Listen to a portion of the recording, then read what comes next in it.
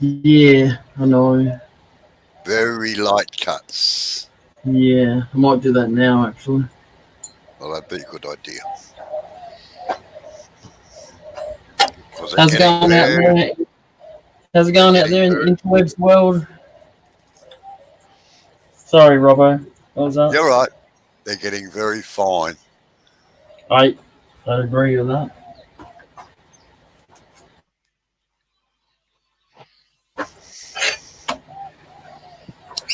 Yeah, I was thinking that when I saw it earlier. I think they're getting a bit thin. Uh, there's a bugger in there called Mark the Gentleman Turner. I don't know whether I should let him in or not. Oh no, just don't talk to him. Yeah, Hmm. that's just driven you. That's just driven your viewings down. Yeah.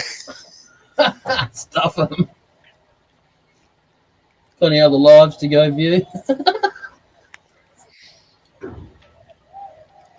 Oh, So do you reckon, Robbo? Should I maybe come from this way? Go that way? yeah, No, work. No, no. Other I way. would. Work in towards the solid stock. Oh, And very, very. oh. And funnily enough, I would actually use a spindle gouge because it gives a slightly better cut than what a bowl gouge does. It's a broader surface. Yep. Right. I'm gonna put myself on mute because I have to wear this the whole time with it because it's like sanding the whole time. It gives off that Yeah, I much know. dust. Yeah, red gums like that. Yeah. So you're saying go from the thin to the thick? Yes. Now, most people are tentative. They take a small cut when they start and they get heavier as they go down. So what I would probably see. Yeah.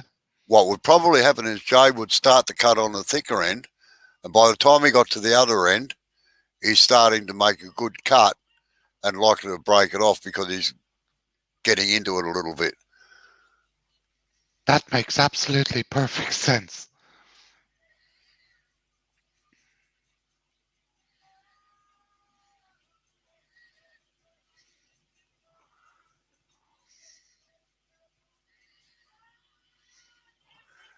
G'day, Tommy. How are you? No, no, it's only about. Oh, wait on. I'll tell you what time it is. It's 7:54 at the moment, PM. Morning, Tommy. Good to see you in.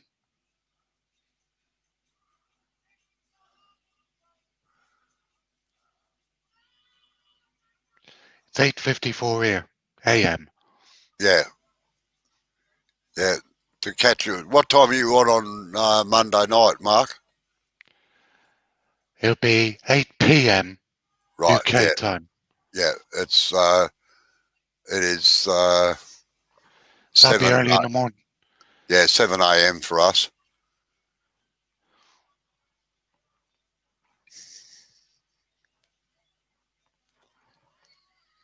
So I shall be up at 6, awaiting the call. Okay. I'm only doing something simple. Ah, Just a wand, I think, but with skew work. And then I'm doing a demo on how I transformed the banjo from how oh it yeah. used to be to how it is now. Yep, yep, Because I had a lot of questions from people who wanted to know yeah. how I did it and how it works. And so I thought, well, last live of the year, I'll just do a quick Q&A on that. Yep. Scare myself with a skew first. Oh, I'll give you a heckle. Don't worry. Good. Expect nothing less.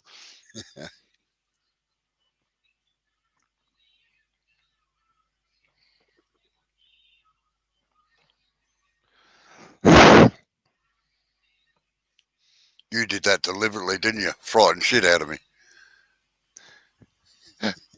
Oh, sorry. No. Bird slabs. Nice. Uh, Not jealous at all, Tommy. Yeah, that's starting to look better, Jay.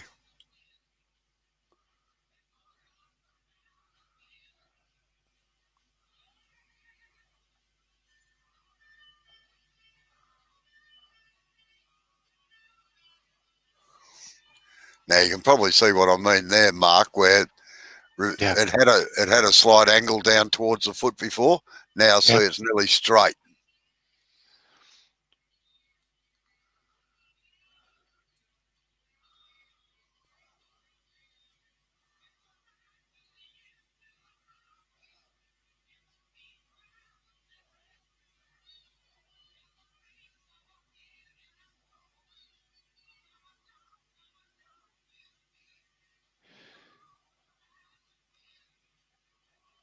Is that Clearwater Revival in the background?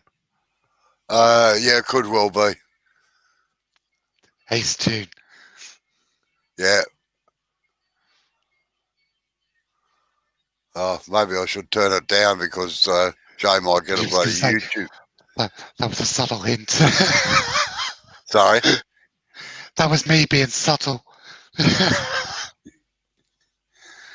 Yeah, I'll just go. I'll be back in a second. I'll go and turn it down. What'd you say?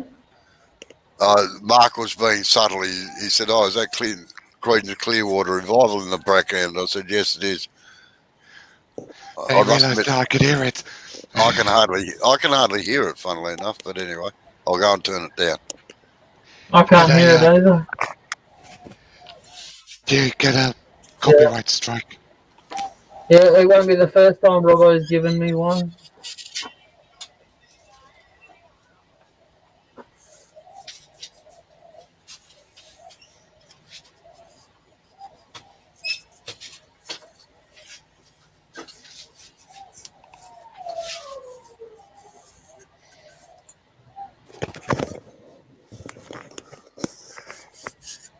Yeah, I admit I have to have music on. It's just part of me, I'm afraid. It calms the savage beast, if you know what I mean.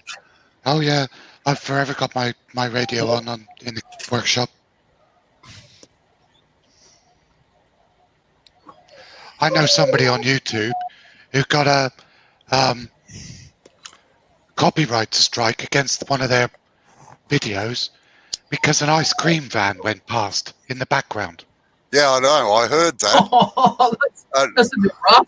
Seriously. Yeah. That's their whole looking really video. Yeah. That's looking really good, Jay. All right, so what I'm going to do, right, is I don't really want to take any more off of that because this is starting to get really thin. Yes, I know. I don't know if I'm really going to be keen to be putting that on the belt sander. Be more like this. No. You do the face. You do the square face on the belt sander. Not the curves, just the bare face. Oh, I'll do that with the Dremel one. Well, what you could do to hide it is get Amber to put pyrography on it. Yeah. Pyro around the edge. Just pyro design around the edges. Yeah. Yep. Nice big vine. Or on the other hand, you could call it a rustic bowl, you know. Yep.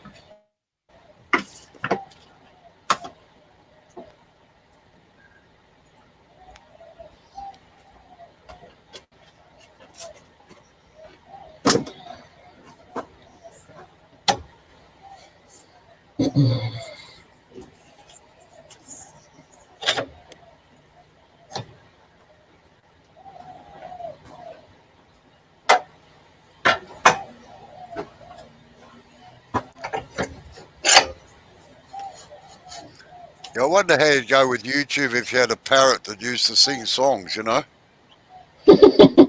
Yeah. As long as it's not Kevin Bloody Wilson or something, you know, or Rodney Roode. Yeah, well, that's right.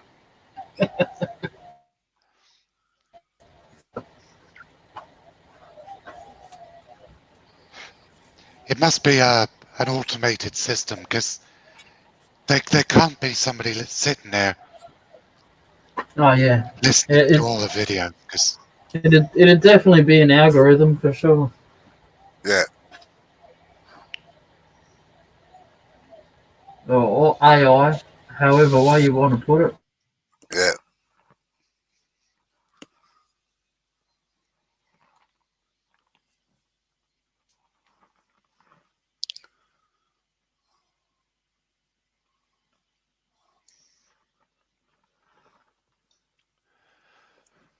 I got a pen to make later. I don't want to do it. I don't want to hear about it. Oh, I don't want to do it, yet alone hear about it.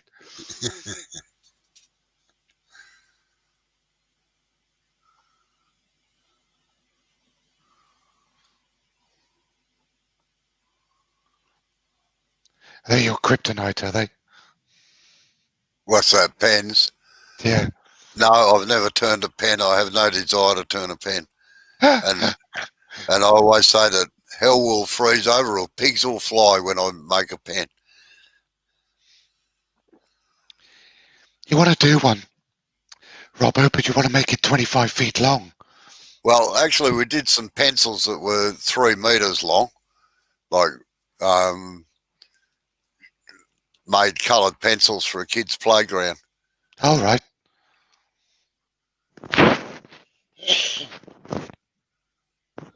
That's the closest I've ever come.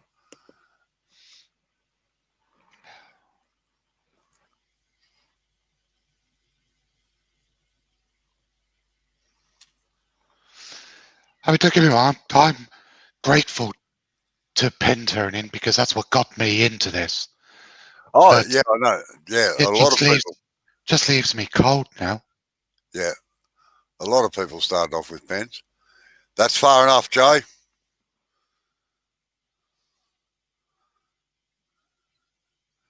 Remember, I can see through it. Once you take the tenon off, that'll be just about right. Yeah. But you can see now what I mean about you'll have to increase that curve.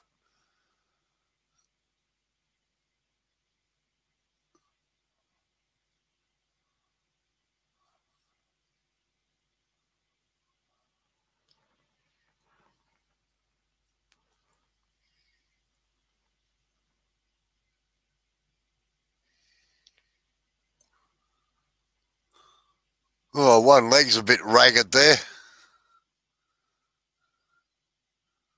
That one, yeah, the one with a black edge on it. Yeah, that was that had a in where the sap had dried out and it crystallized and stuff, Yeah. All right. and it kind of went down. It was about that big and about that deep, and that's just like the remnants of it. A sap inclusion. No, that's what it's called. Isn't that what I just called it? Yeah, I don't know. I think it is. Well, you disappeared off the screen for a few seconds, that was all. I don't be like that.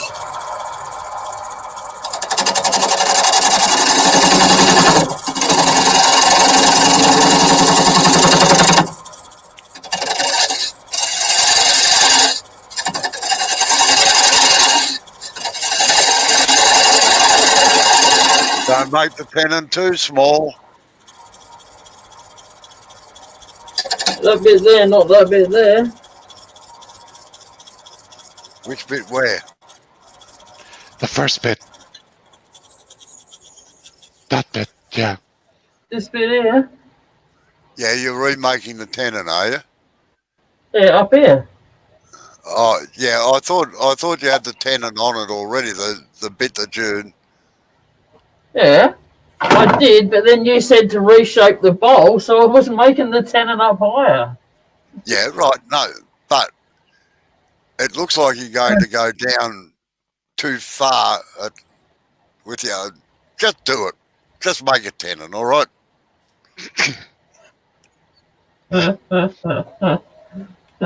Why can't you get your point across today, Robbo? What's going on? Do you need to talk about it?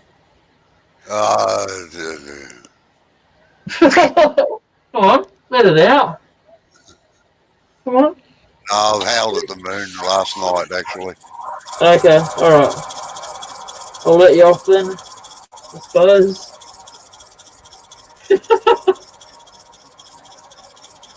I don't know who Norman Collier is, Tommy.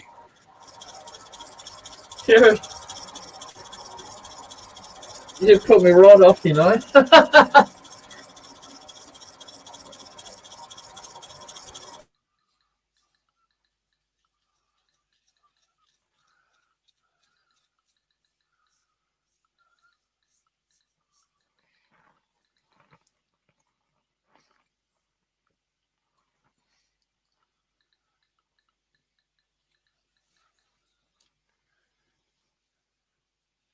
Yeah, it's funny, you know, Tommy, I can stand at the lathe and turn out 100 legs or whatever, and I'll have to look it up a bit later, thank you.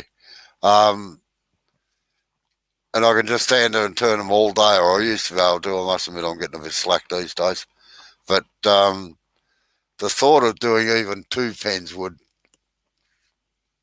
send me into delirium, I think.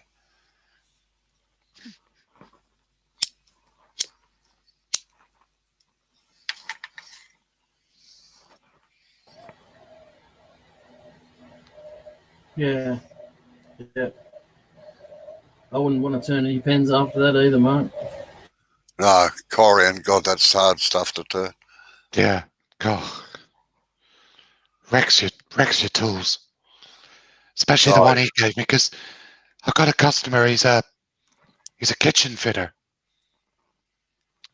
So his idea was whenever he fits a kitchen for somebody, he gives me the worktops that they're having fitted, and I make matching pens to their kitchen worktops. Oh, and yeah. then he then gives them to his customers. That's a good idea. That's a nice idea. It's great for him. Yeah, it's a great talking point. Makes people remember him. It's good for return business. Yep. But he had this lump of corian, and he said, "Oh, just make me 40 pens out of that, please." And it was the grey one. Of course, yeah. It had granite chips in it. Oh, yeah. Oh, yucko. Man alive. Because I made the mistake. First one I used a bowl gouge, because that's one of my favourite tools to take them down to round. Yep. But it was just wrecking it. So I had to use carbide for all of them. Yeah, well, that is the case where carbide does come into its own, I've got to admit. And yeah. I'd have probably machined them on the metal turning lathe. Yeah, probably I would have as well if I had that one.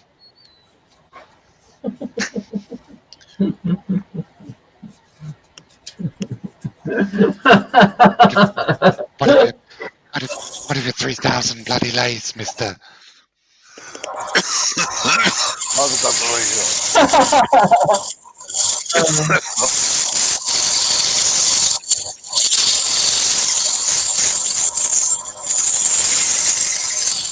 I haven't got 3,000. I've only got 18. Thank you.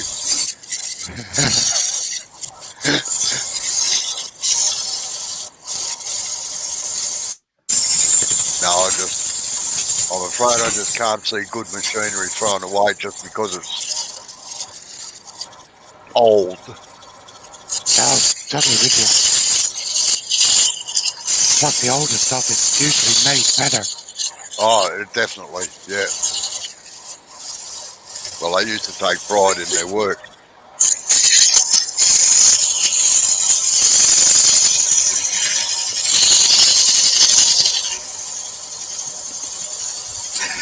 Although I must admit, after stripping back one Wadkin, I was surprised at the amount of body filler in it to make the exterior of the lathe look good under a coat of paint. Oh, really? Yeah. Yeah, they're a bit rough on some of their castings.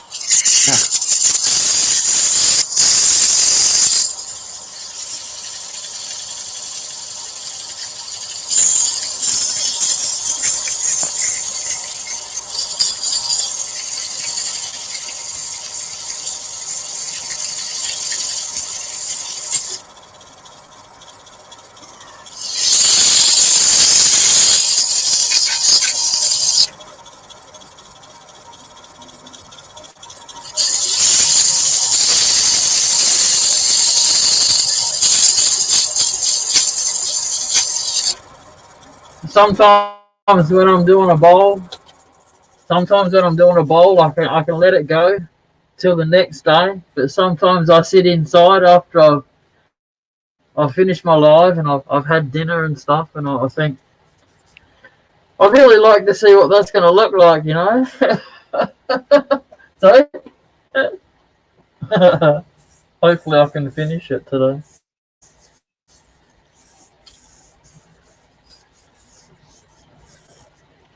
Sure you will. Your turnings come on Sure. so much more now. The way you got through that It, bowl the other night surprised me, to be honest. When you hollowed it out, it's like you yeah, just got at it and it was done.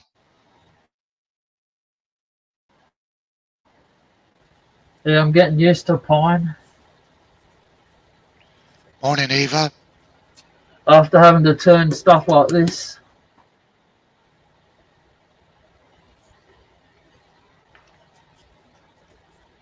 How you going, Eva? G'day, Eva. Yeah, it was bad casting, Tommy. Like, particularly in the big flat sections that the Wadkins have on them.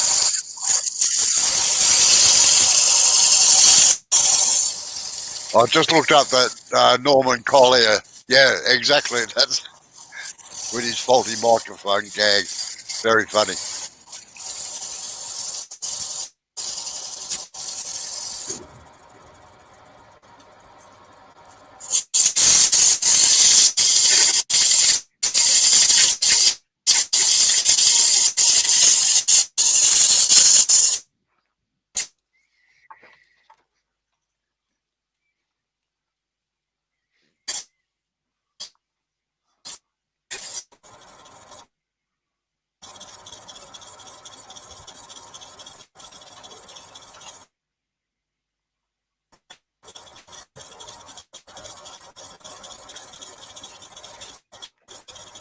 You going to round the bottom off a bit more on that, Joe?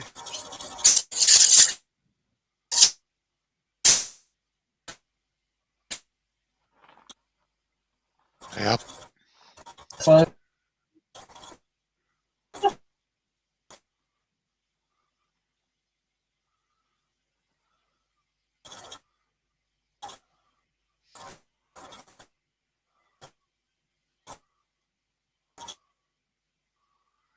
You're seeing UFOs, are you, Eva?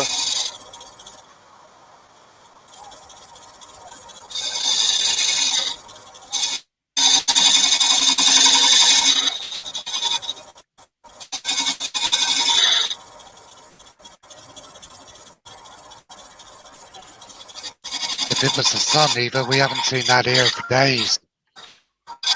Look, today's the first day it's blue sky outside. Ah, now I know. Right, yep.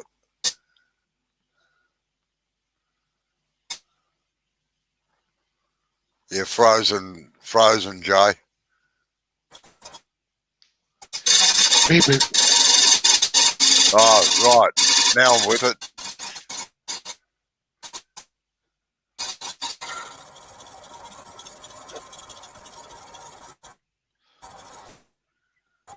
We don't I often might get... actually be able to... Sorry, go on.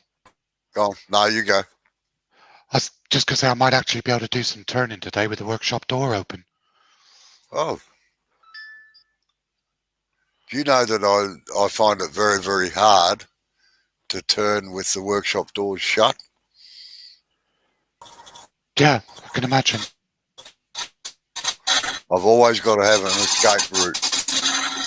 And I like to see outside.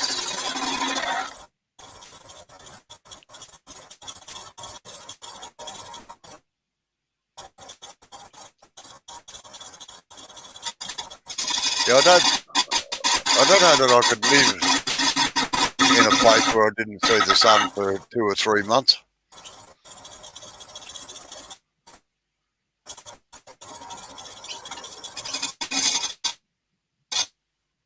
Yeah, it must be difficult.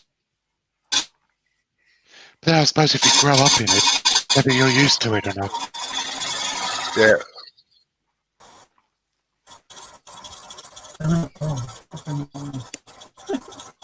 No, I must admit, as soon as I wake up, I look out the window to see daylight, or well, hopefully daylight.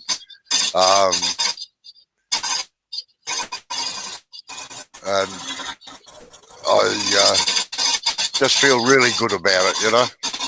Yeah. I've lasted another night, which was very important once upon a time.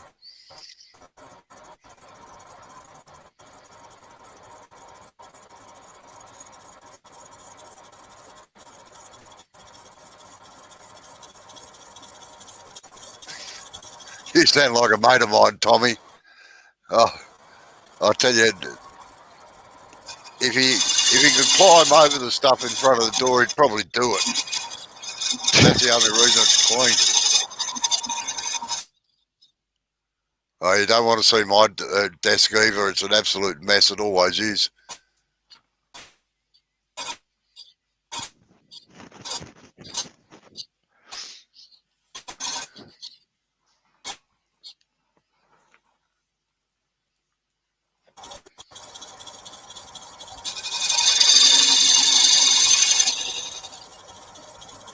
No sense of adventure either.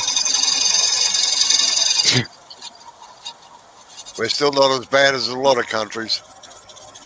I don't know how many New South, like we've got no COVID cases here at all at the moment in Victoria, but I don't know how many New South Wales has got. You're still waiting on that computer.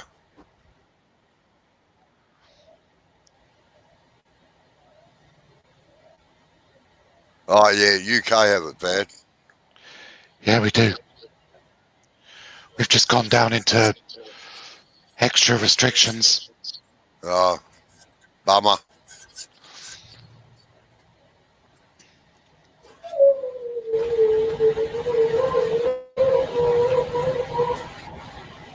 Oh, the hounds of the Baskervilles. Good day, JP's in. Hello, G'day, JP. How you going, JP?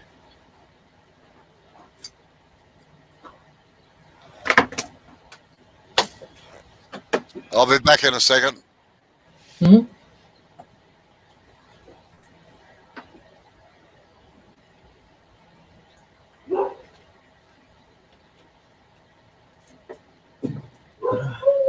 He's getting in trouble by the boss.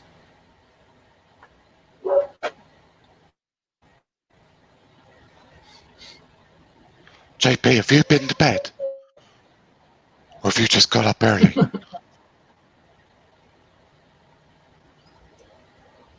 Didn't you say it was about 8:30 in the morning there, Mark? Yeah, but JP's a bit like me sometimes. He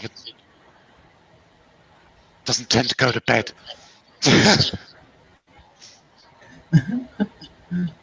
No, Eva, that's dog's next door. I don't have a dog anymore.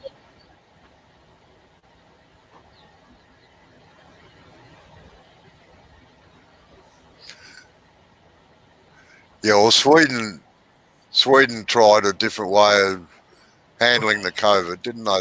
They just let it. Hopefully, people sort of got immune to it to a certain extent.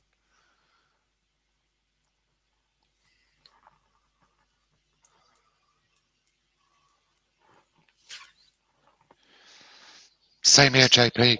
I only got a couple hours. Then I got a message from some mad Aussie saying, "Do you want to be a worm?"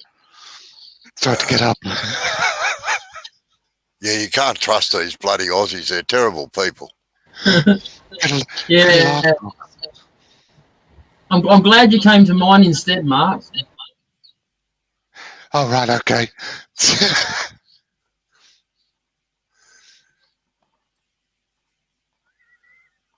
Yeah, it's it's like the rest of the world. Either unfortunately, everybody tried something, and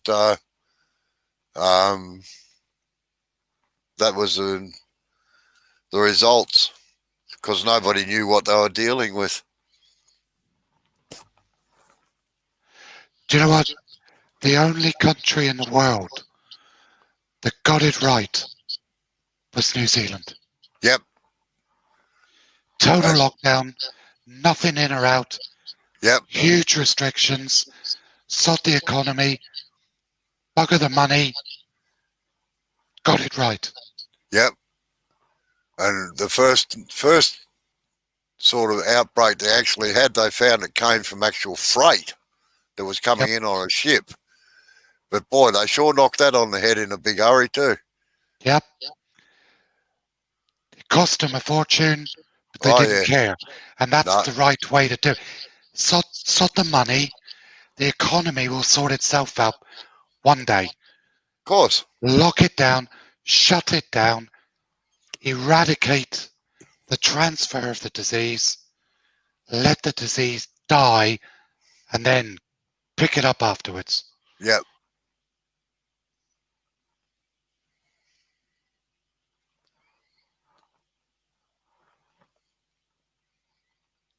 Yes, Eva, exactly. We're about the same landmass size as New Zealand. We could have done exactly what they did. Yeah. But all the snowflakes out there going, oh no, you're infringing on my human rights. Yeah. I've got a right to be free. I've got a right to go wherever I want to. I don't have to wear a mask. You've got what you deserved, as far as I'm concerned. Yeah, Jamie, that's right. So all international visitors have to do that, even expat Australians trying to, like there's some Australians that were supposed to be home months ago and couldn't, but if they come home now, they've still got to isolate in a hotel for 2 weeks at their expense. Really? Poor bugger.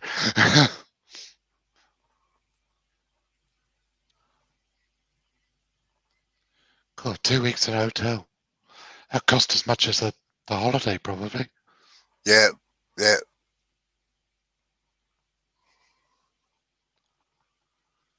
Well, in Australia, even what they did was actually change the law so that they could.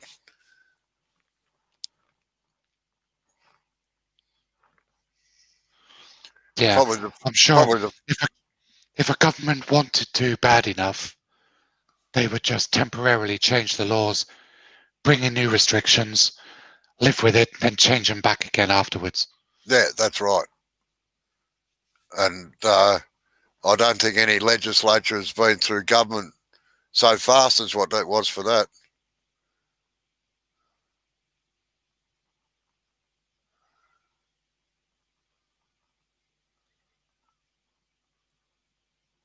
I think that'd be really hard, actually, Tommy.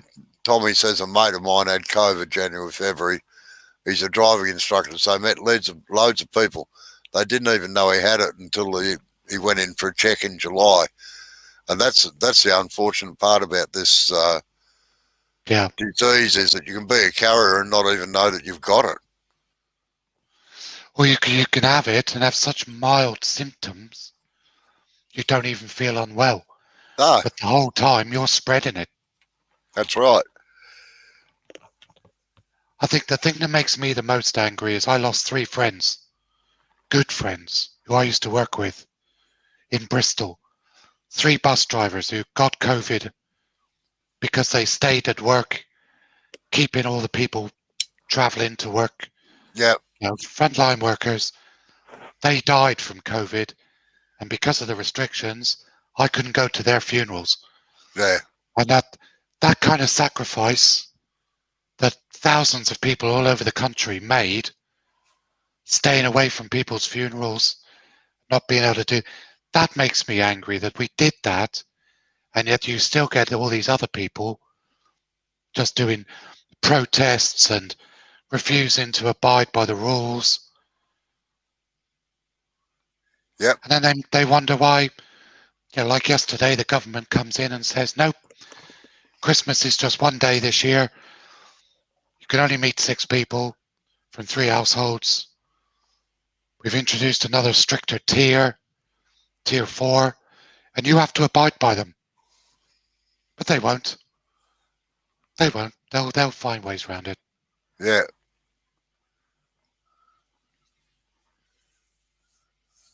Now, see, under our stage 4 restrictions, we weren't allowed to have any other family members around at all. Like it was only the household itself. You couldn't have anybody else visiting. Yeah, I've heard that where they put them in a barometric chamber and try that, like the bends.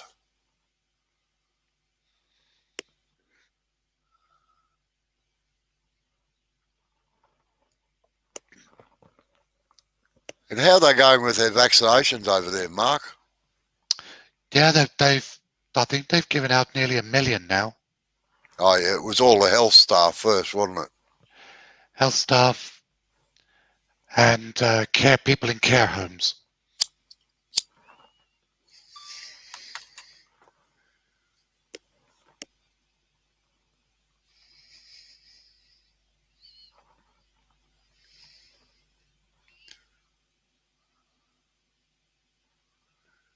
Yeah, ours doesn't get here until late January sometimes, I think.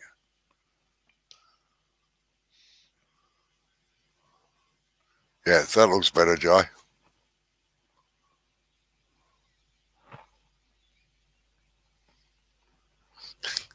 There was a thing on one of the Australian posts the other day that said, oh, they're still not sure whether the vaccine works, but they shouldn't be trying it on the healthcare workers. We need them. They should be doing it on the politicians. So if it goes wrong, we don't miss them. Yeah, I saw that. That was perfect. I like that. If they put in a vote around Australia, I'll vote for that. No worries. Yeah, that's been the biggest problem there too, Tom, is the privileged few think that they can do whatever they like. Right, that's right. So I'm not game enough to put Yorkshire Grit in there. So I'm just not going to. Well, that's what I say, Jay. This is an ideal time for spray. You don't put any friction polish, just spray the thing straight on with clear lacquer. Yep. You'll have to give it a few coats. No, but you can do it afterwards anyway. Well, you can do it afterwards anyway. I've got matte, and I'm not using that. That's horrible. Matt's naughty. I like his cousin Gloss. He's much better.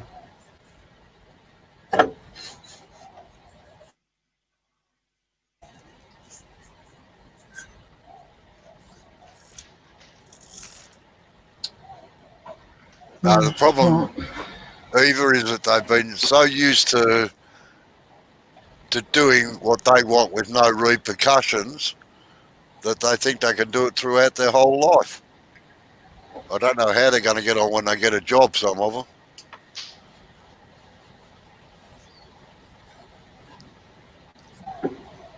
All right, see you later, Eva.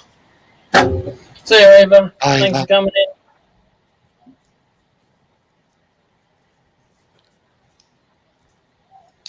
Yeah, righto. We have to get rid of that tit off the bottom. Yeah. So you can get it into the chuck.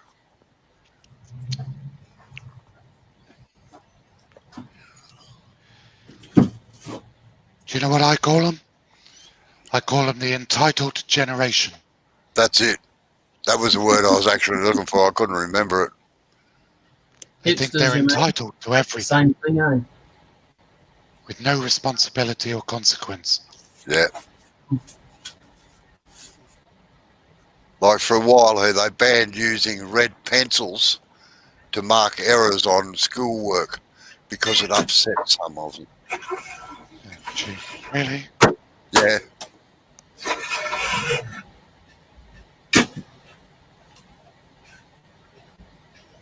What really aggravates me is that every kid these days that participates in an event, they all get a recognition thing just for competing, you know, instead of just first, second, and third. Oh yeah, there's no No winners or losers. No.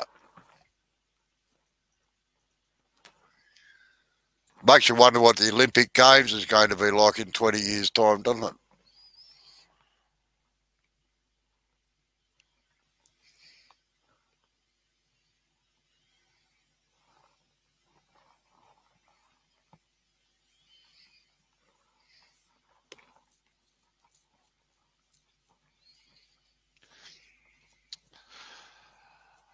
I came across a couple of people like that in my days in the archery circuit.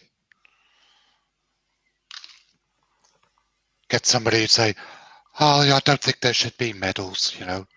We're all here competing." Yeah. Just laugh at them. Really? Yeah. Try telling me that. Exactly. As I'm kicking your ass up and down the course. Yeah. What's the use of competing if you're not trying to find out how good you are? Yeah. Competitive nature is human nature. You know, whether it be go back to the Neanderthal and the Stone Age, people used to compete for food and shelter. Exactly. It's in our DNA. It's who we are. You try and take that away. You take away the humanity of somebody. Yeah. And let's face it, if you're a loser in the Neanderthal day, you went hungry and you starved to death. Exactly. Natural selection.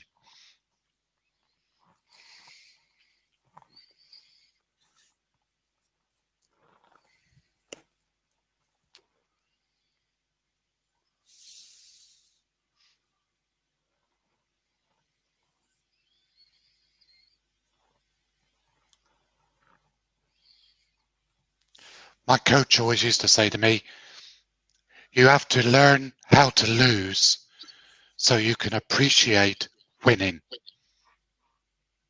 Oh, dead right.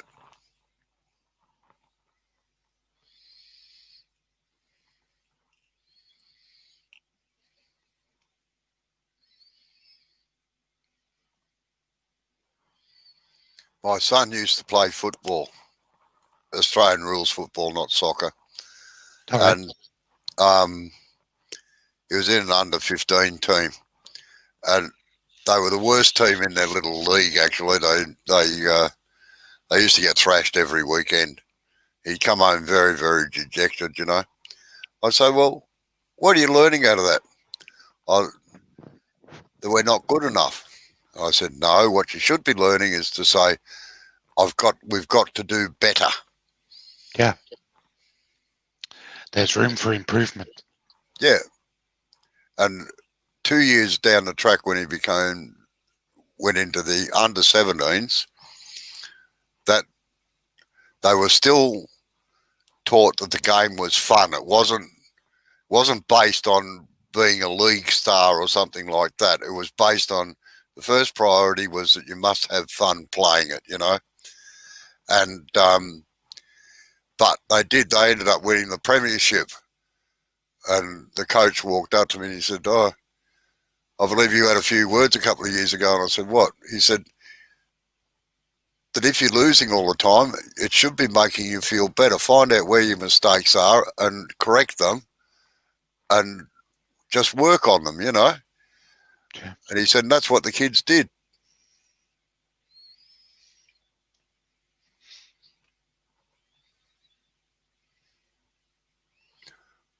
Put the bar in and tighten the chuck.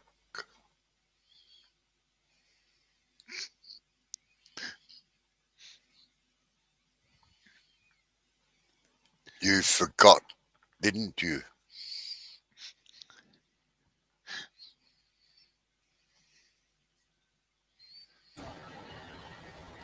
You listen here, you little young whippersnapper.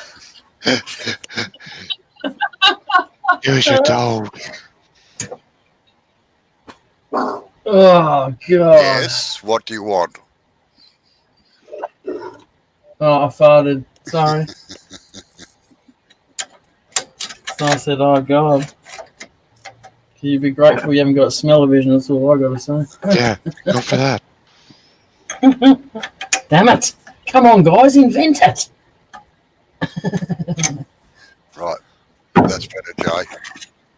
If you do it that way, you can always get them undone. Yep.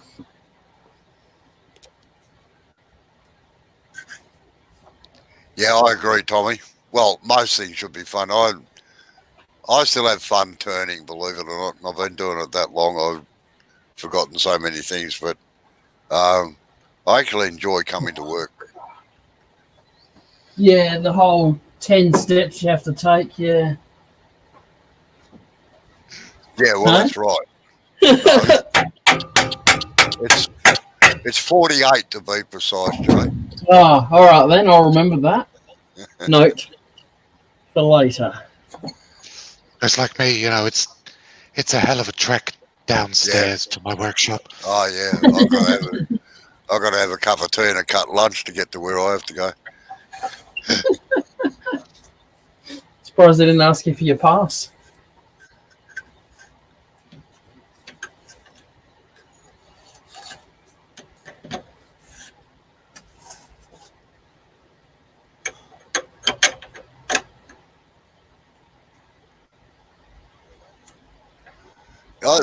I must admit, I can't. If you're in a competition, I can't see any sense why you wouldn't compete. Because that's what you're there for, basically, in my opinion. Yeah. I think it's hotter now than what it was today. I've been to competitions, local competitions, where I was a world-class archer. I was number 2 in the world. I'd won silver medal at the World Championships. But I go to a local competition. Now I know there's going to be nobody there who's going to be in that class. But I still give it 100% to try and win because it's good practice for me. I know But exactly what you mean. But those local competitions, like if I've done a few, or I used to do a few, I wouldn't hand my scorecard in at the end of the day because it can be a bit demoralizing for the local guys, But they know they'll sit there in the car park at the start of the day and they'll go, "Oh crap, Beckett's here. Oh, we've got no chance today." You can still try, still give it your best, Yeah. because for all you know, I could be having a bad day. Well, I did much the same sort of thing. I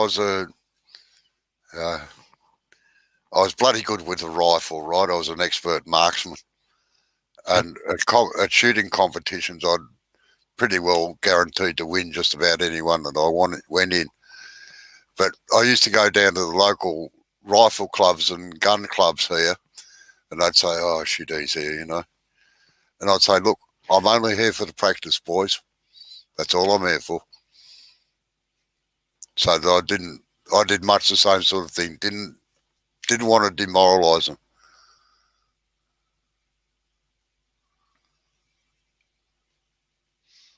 What's going on there, Jay?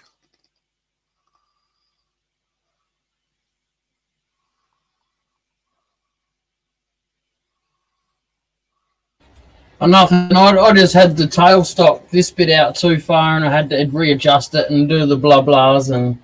Oh, yeah. Right, okay. So I could push it and make sure it was pushed on there straight. So operator error, in other words. Isn't it always? Every time. That should just be my turning name, operator error.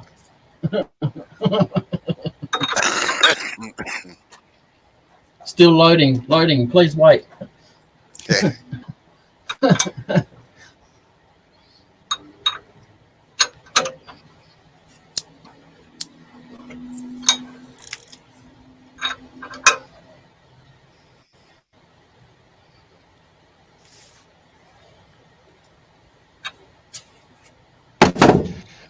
Because you know you put your camera in a different position this morning, don't you?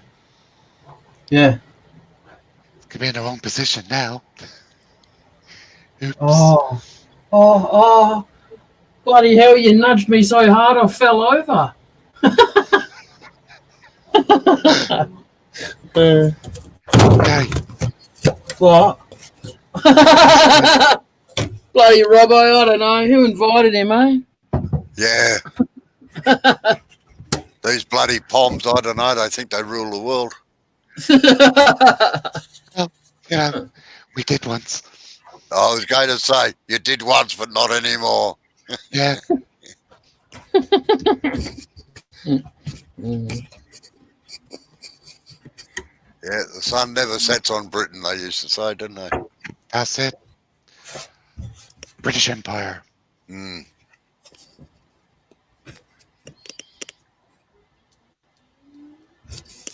I think the worst thing they ever did was hand over Hong Kong.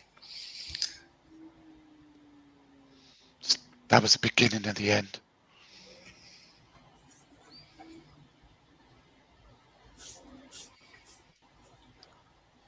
All right, so I'll start this bit first. No, do a facing cut. Do a facing cut first. All right. Always do a facing cut first, so as you know so as you've got a datum line to work from. I know that's a big word. A what? A datum line. A what? Sorry, Jay, I'm looking it up as well.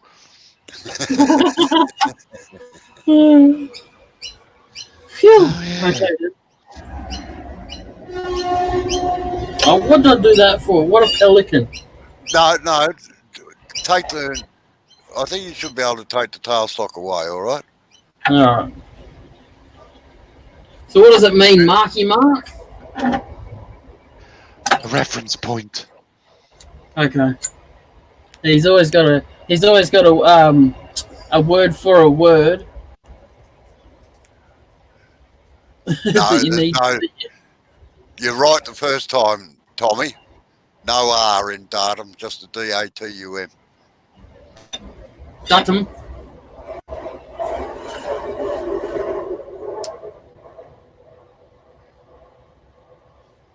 I don't think there was anything in that last carriage. It was sounded kind of loose. Yeah, it sounded kind of empty. It did. Were they running passenger trains back on their line again, are they? Nah. The station where all the trains load up and get linked up and stuff is only about 2 k's, maybe 3 k's up the road from me. So Yeah, They must- shunting yard. they're Shunting yard. running some trains to that, I would assume. Oh, yeah.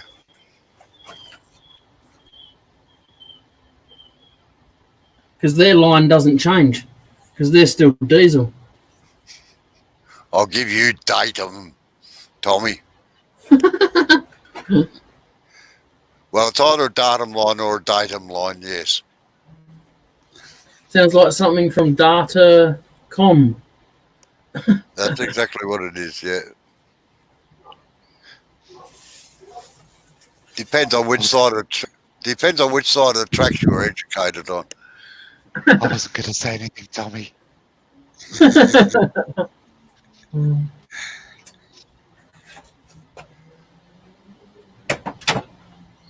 You lot invented the language. You should bloody know how to spell it. We do. It's just everybody else in the world butchers it. Yeah.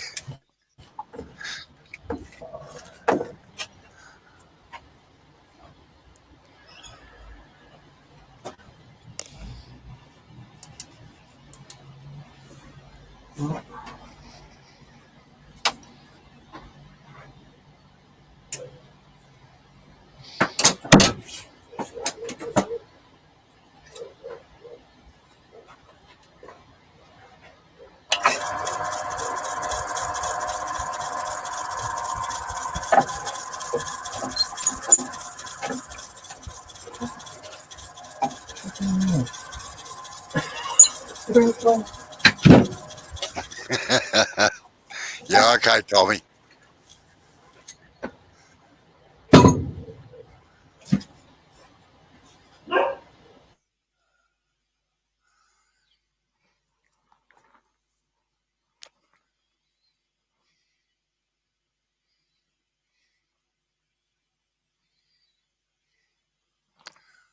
No, turn the handle around at 45 degrees away from the work, away from you, and just use the wing and come to the outside edge and just do a couple of plunge cuts in, all right? Go right to the outside edge, come in about a quarter of an inch or half an inch, the flute facing at 45 degrees towards the cut. You got the flute facing so you're cutting right on the edge of the wing, not near the tip.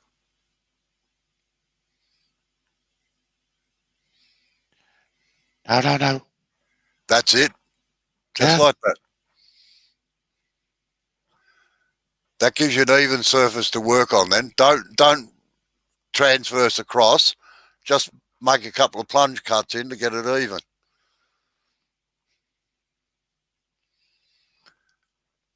No, you're pushing just straight towards the headstock, Jay.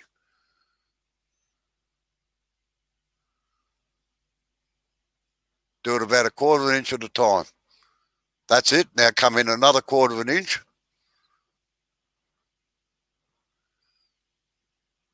That's it. Now another quarter and until it stops the chisel from bouncing all over the joint and putting strain on an uneven strain on the timber.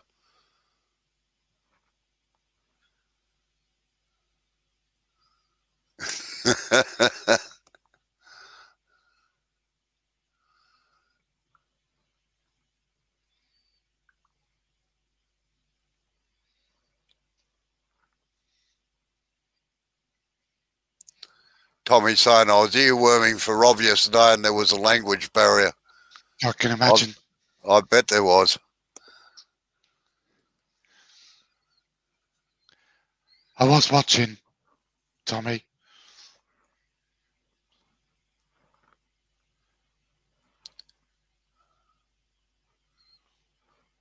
Now, Jay, you can continue right to the centre if you like, but what you've got to bear in mind is that that's all coming out anyway, so it doesn't really matter.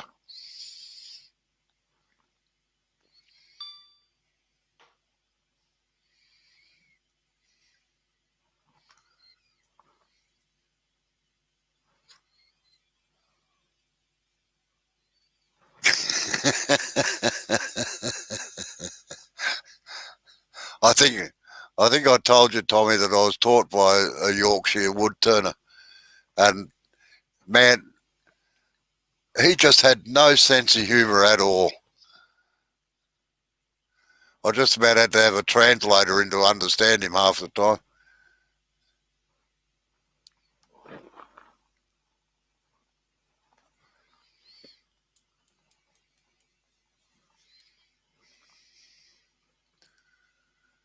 Right now, Jay, is that even all the way around, is it? No, because I got a big catch in it. Right, well, don't worry, that'll come out on the inside, so you're going to turn that off anyway.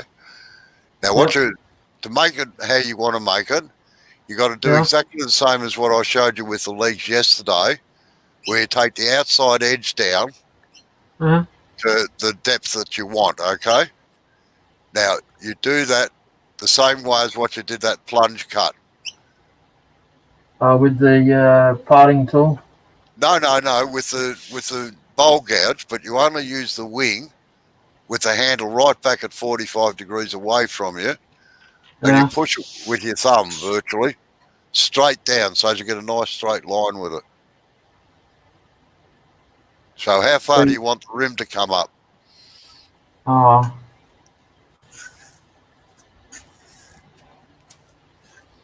About half that? Yeah, about half, yeah. Yeah, rightio. Well, you just take it down to there.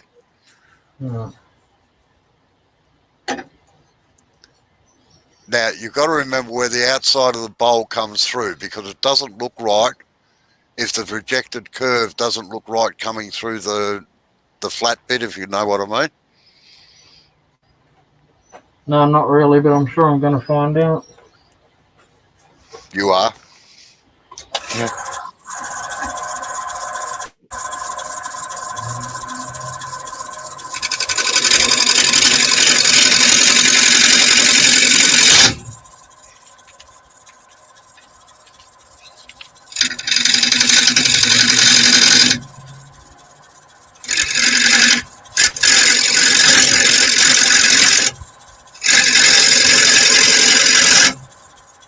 Yeah, don't come too far inside. Huh? Don't come too far in towards the centre. Just concentrate. Do a ½ inch on the outside, quarter of an inch at a time.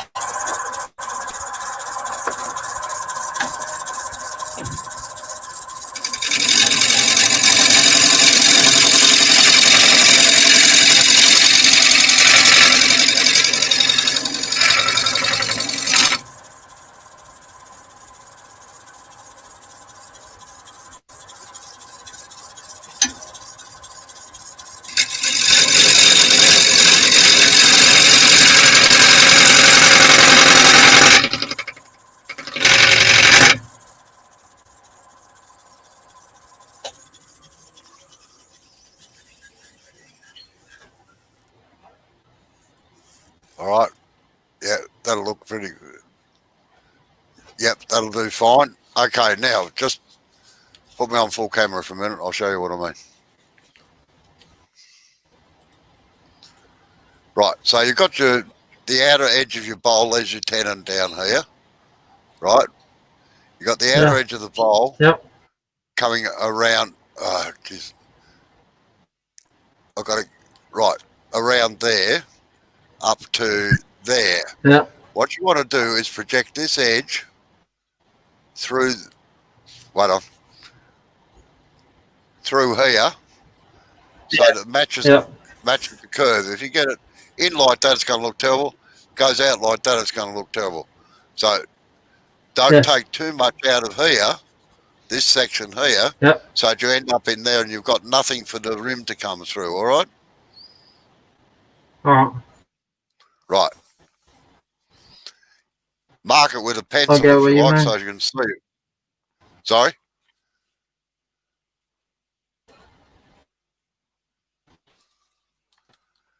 You got what I mean or not?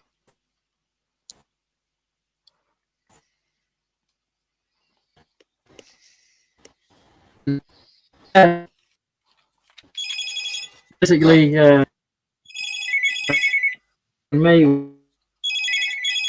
All right, I won't be a second.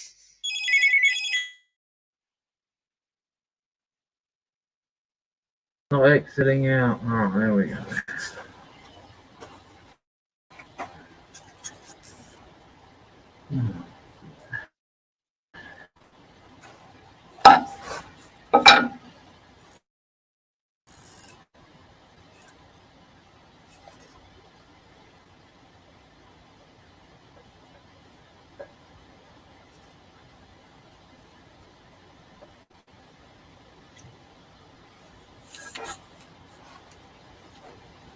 No, you need to mark the face, Joe, where the outside of the bowl comes up to the rim.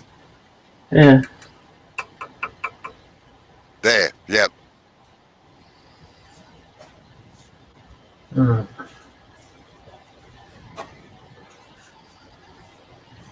You sort of got to use X-ray vision.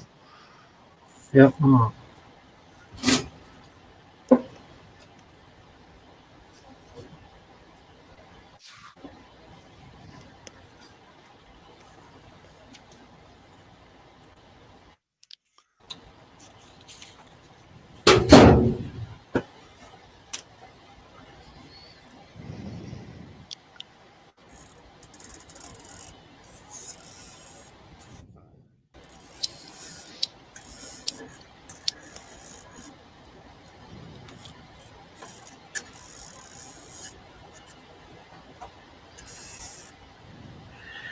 Did the kids make Right. anything today, Robbo?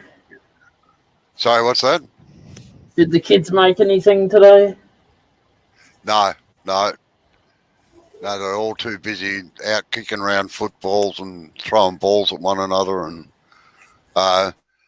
spraying water pistols at each other. Just burn kids. Yep. I bet it was great. Yep. Of course, some of the adults had to join in as well, particularly with the water pistols. I mean, my water pistol was a 1/2-inch hose connected to the tap. Oh, Grandpa. Yeah, that's right. Don't fight harder, fight smarter. I learned a long time ago that fighting fair never got you anywhere. Exactly. So,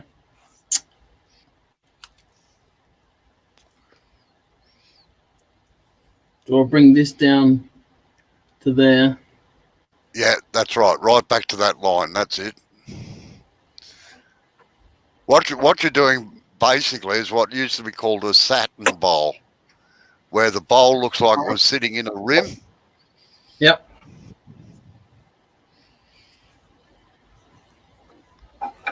Right.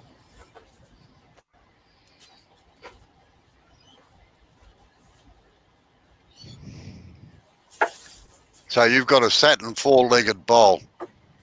Woo! I'm different. Trendsetter. Oh no! Don't put me in that category. Bloody hell! Steady now. Oh, he'll have to get a bigger shed to get his head out of it. No, same cut, Jay, as what you were doing before. Push cuts. It's more accurate.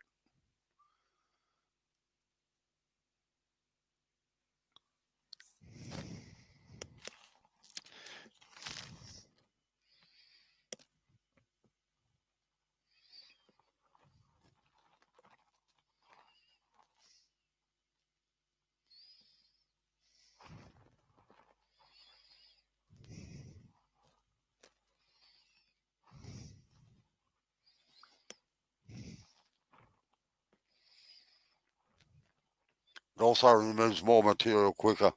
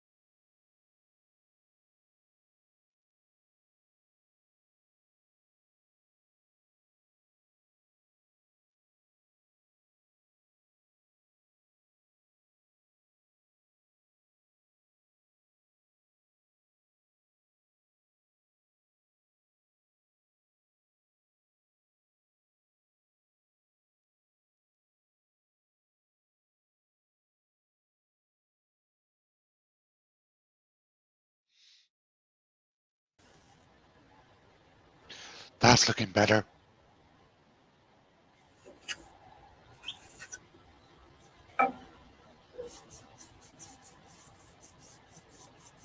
Bloody mozzies. Now all you have to do, Joe, is hollow it out. Yeah.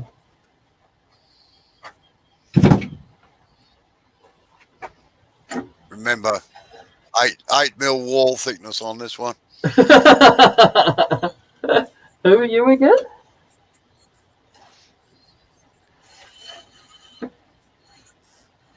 Well, actually, I'd probably sand all that before you went ahead and did that. Yep. Just sand that outside rim and everything. Yep.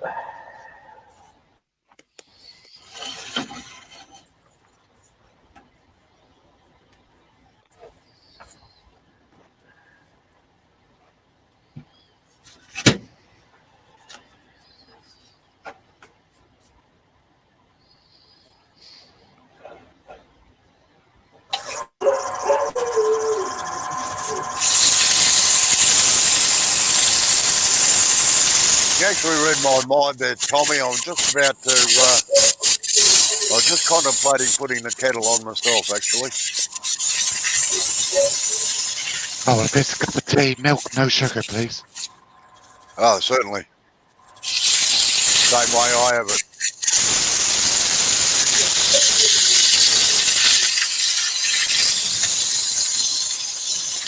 You know, Mark, I've tried vapes, and mine never generate as much vape as what yours do. Because I make the coils You're myself. not using it right.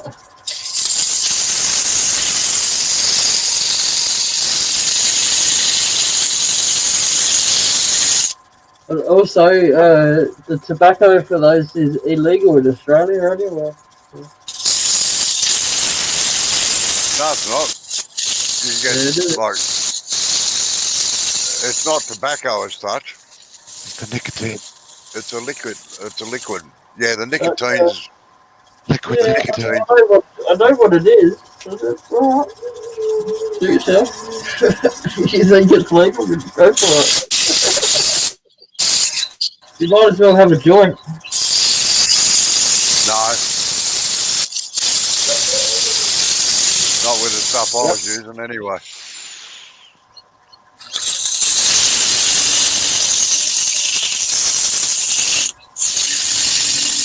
I started vaping about 8 years ago. Got me off the cigarettes. Yeah. Haven't smoked since.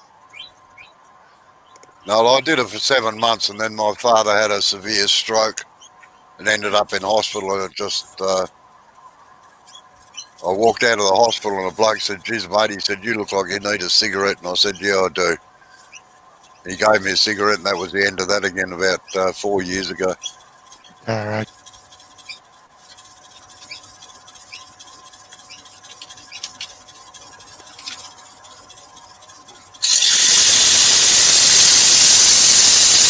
No, I used to have sugar, Tommy, but 18 months ago I was diagnosed with diabetes, so I've had to knock sugar on the head. Says who who eats biscuits and chocolate royals. Type 1 or type 2, but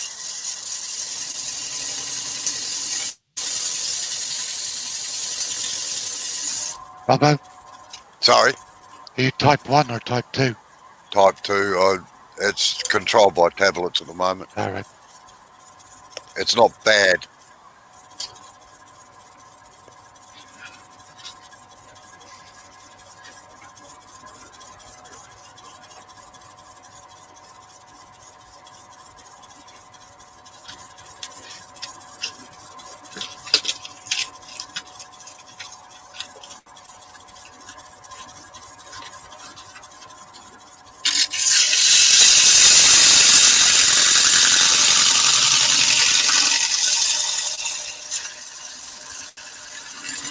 Right, just while he's handing that jar, I'll make myself a cuppa, all right?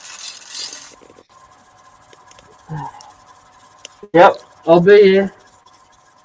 I'm sure you will be. Unfortunately. as long as you're not there in 3 hours like somebody else.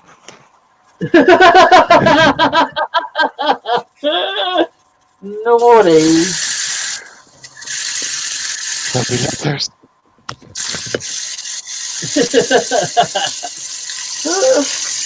Oh, you heard it here first, folks.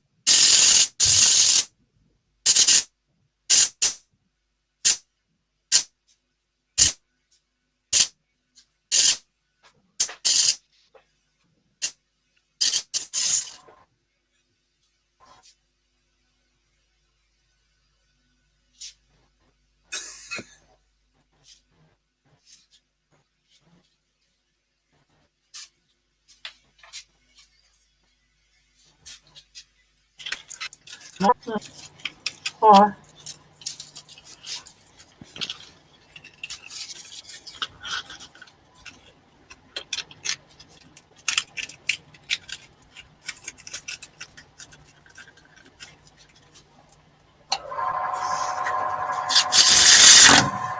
Hey, don't get your fingers near that part, eh? No. Go steady. Oh, the paddle pop slipped down my fingers.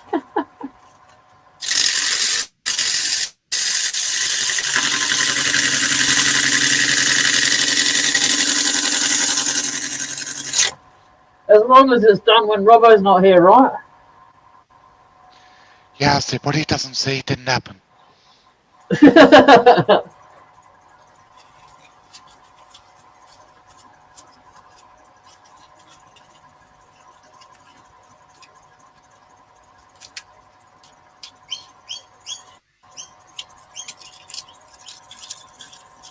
Bloody birds, go to sleep.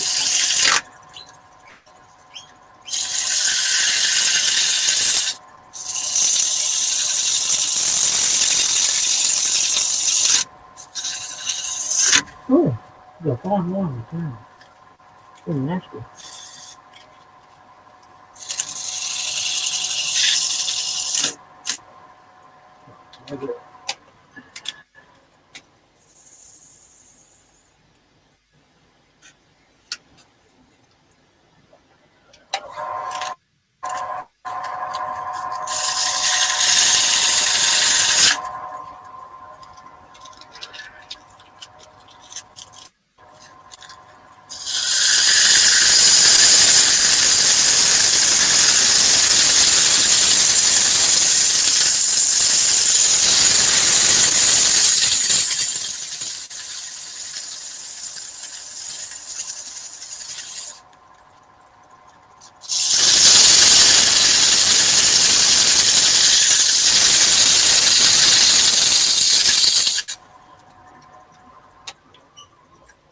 I bet there's a lot of upset Indians tonight. They got bowled out in 38 runs. That's not good. It's good for us.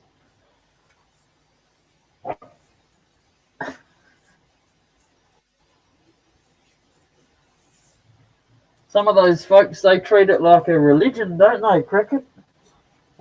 Yeah.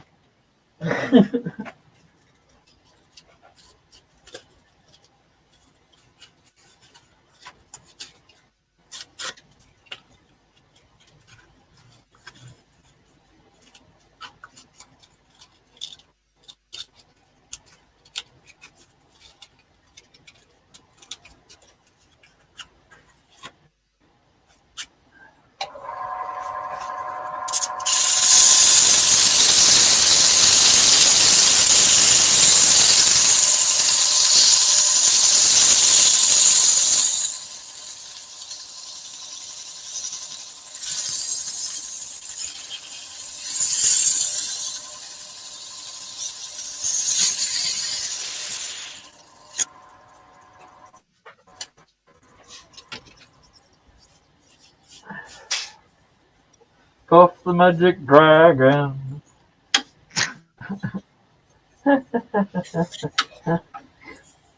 Don't mind me. I just looked up and seen this massive cloud. Yeah,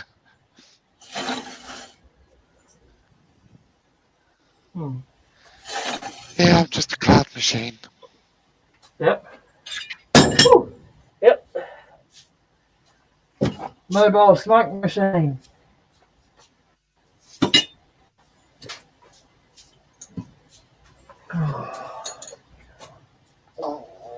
Ugh.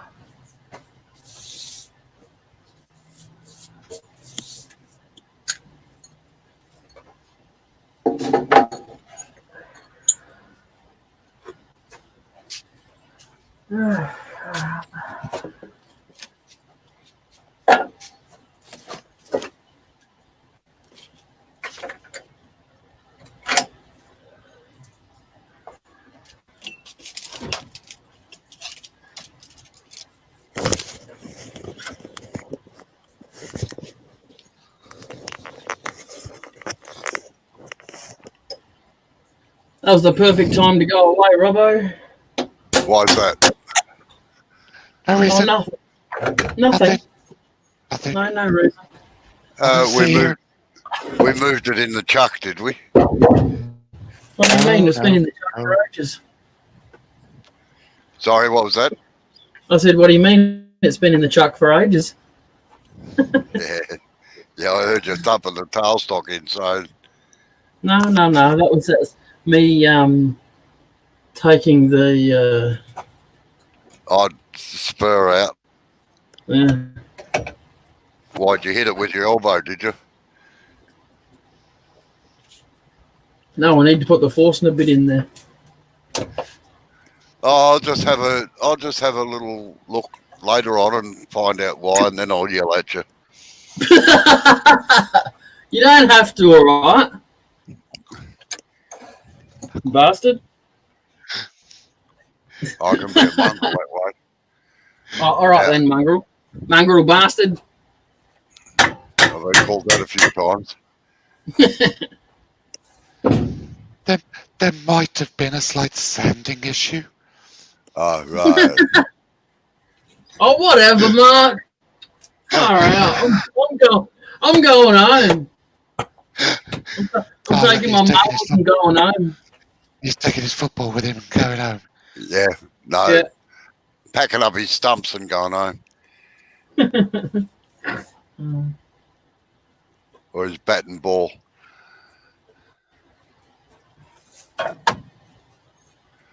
Joe, does that tailstock go back any further than that or not? Without ejecting the chuck? Oh, no. I still need to cut the end off the thing.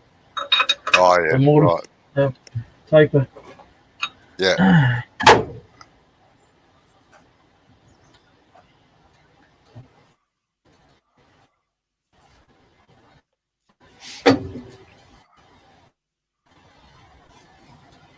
That's it. No, I'd hazard a guess without looking that you ran off the edge with the sandpaper, did you? I don't know. Why don't you ask my knuckles? Oh, They're still bloody sore. Yeah. Oh, you went back if and you cheated. If you try punching out a rotating square bit of timber, it doesn't work. Don't ask me how I know. I won't ask. I'll let someone in the chat ask.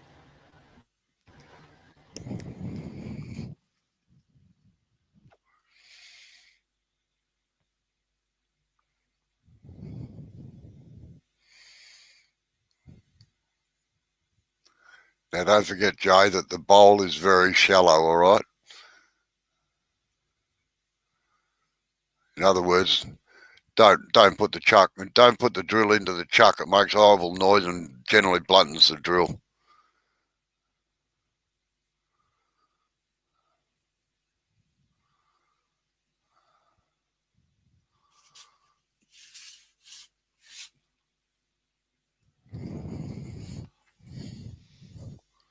And by the way, I've never done it. No, of course you haven't. No, I haven't. I've actually never done it. I can't believe that. No, I had a student do it one night, and the noise was just—it's a noise you never forget, I tell you.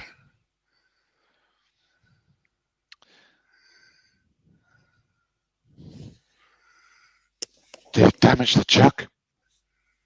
No, just put a few grooves around it, but it ruined the carbide. Like all my Forstners are all tungsten carbide bits. But I had them made that way long before you could actually buy them, because we used to drill a heap of holes in posts and things, and normal Forstners only did about 1 or 2 posts, and then they were blunt. These things do about 200 or 300. So, but Yeah. anyway, no, absolutely ruined the bit. Left a couple of nice lines around the screw holes in the chuck, but fortunately the chuck was still serviceable after I got the screws out and replaced them. So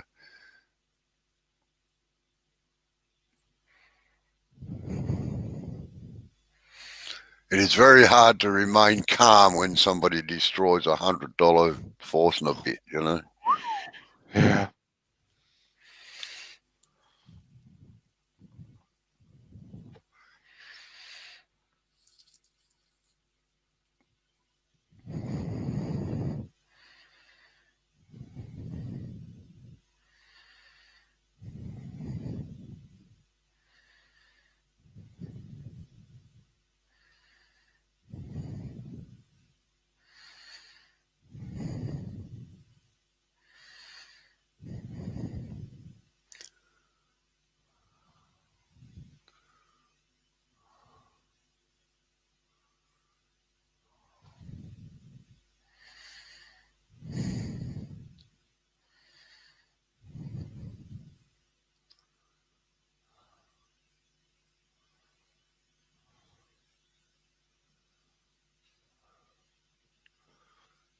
Yeah, I'd leave it at that, Joe.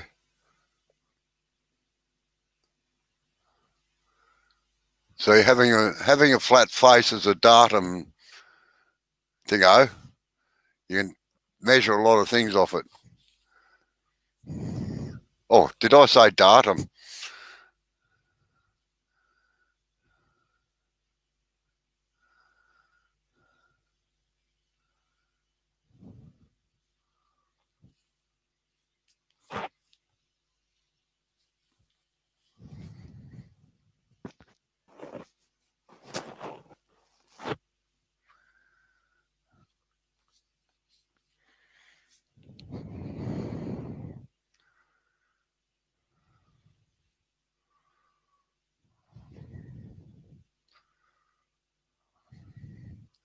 Now make sure your rim part is true and mark where you're going to come out from.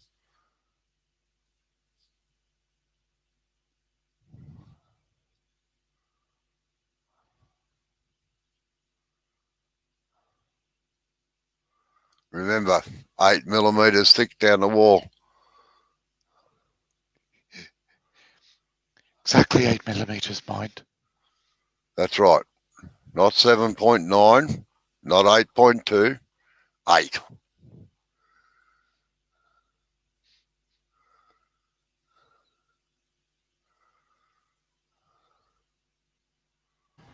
What was that you wanted? 7.8, did you say?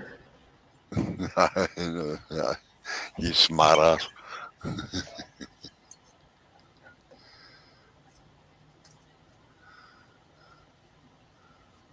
Learn from the best, really, eh? That's what it comes down to. Sorry? Learn from the best, really, eh? That's what it comes down to. Is that a good teacher? Yeah.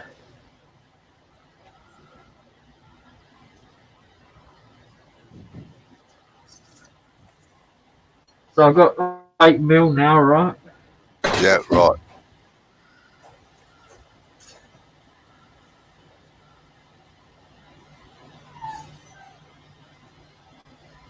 No, 8 mils a good wall thickness for bowls.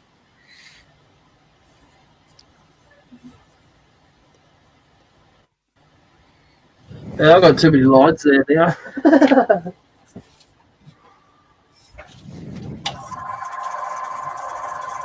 Hey,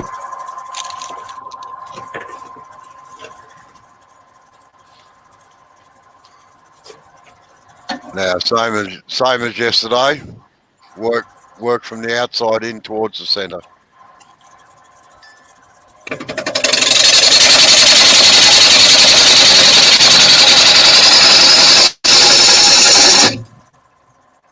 For about until you get an inch down, all right? So just work on that section first.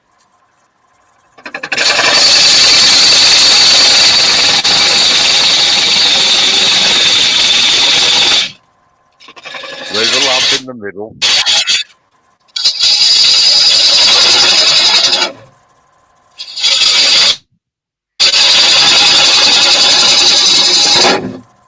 Yeah, righto, sir.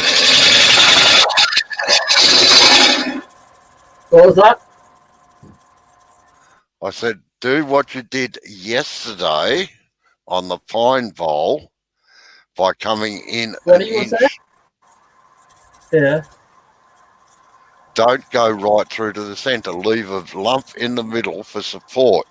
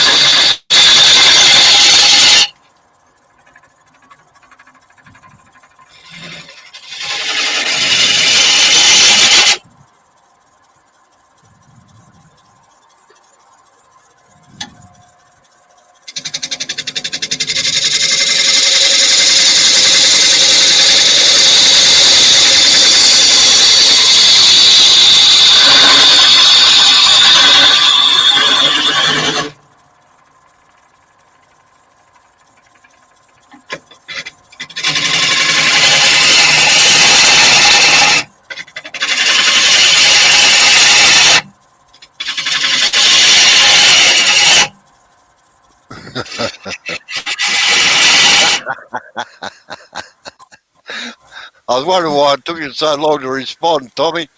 Now I know why.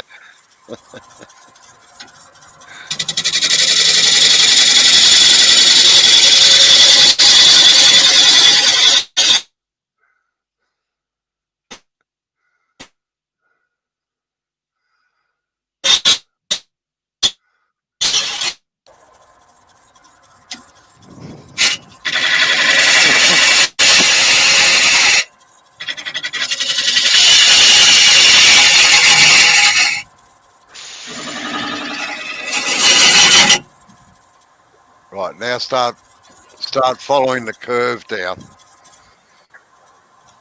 from the outside edge.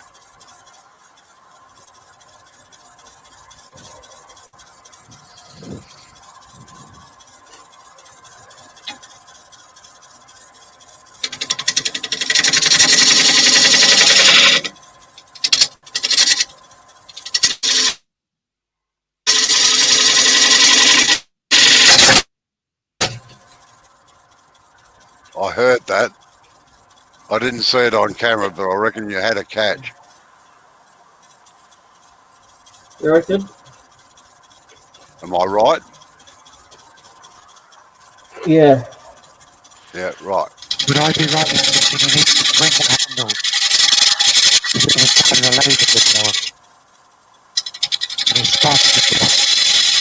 Mark. I can't hear you at the moment with that.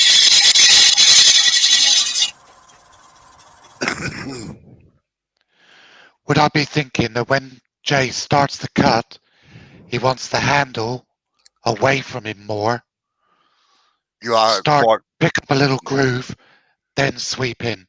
Yeah, exactly. And that was what I was about to tell him, but you've told him now, so that's good. That's better. Good. Lock it with your thumb and forefinger and your finger against the rest, and get the groove, get the cut started, and then you can turn it around. Start sweeping.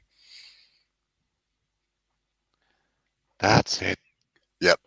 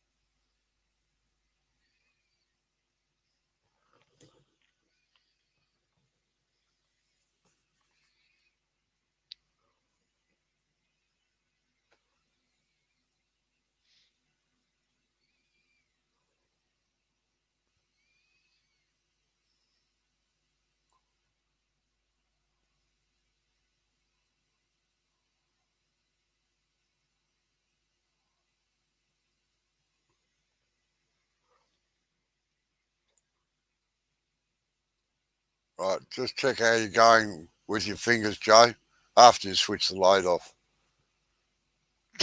Yeah. Yeah, I've gathered that part. I've still got ages to go yet. Yeah, right out.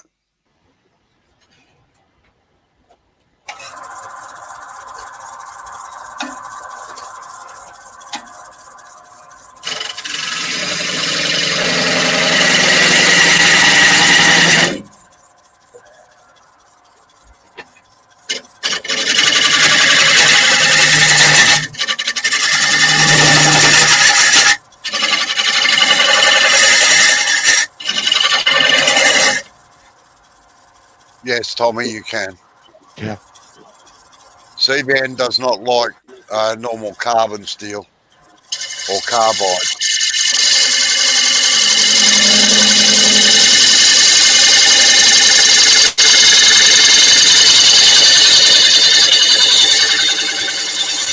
But all drill bits are high-speed steel, so yes, certainly, and your high-speed steel tools, of course.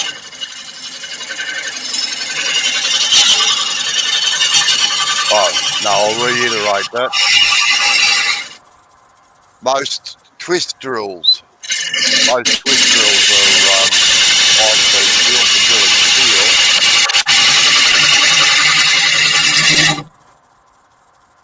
So some of the wood bits are only carbon steel.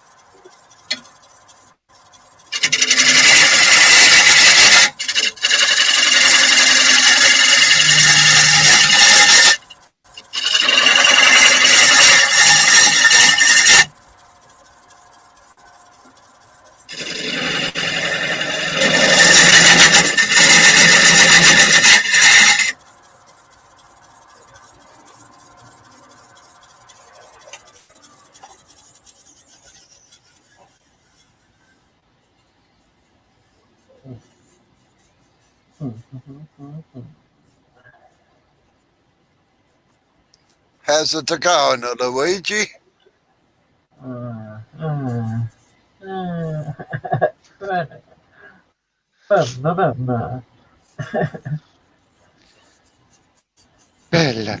Montebella.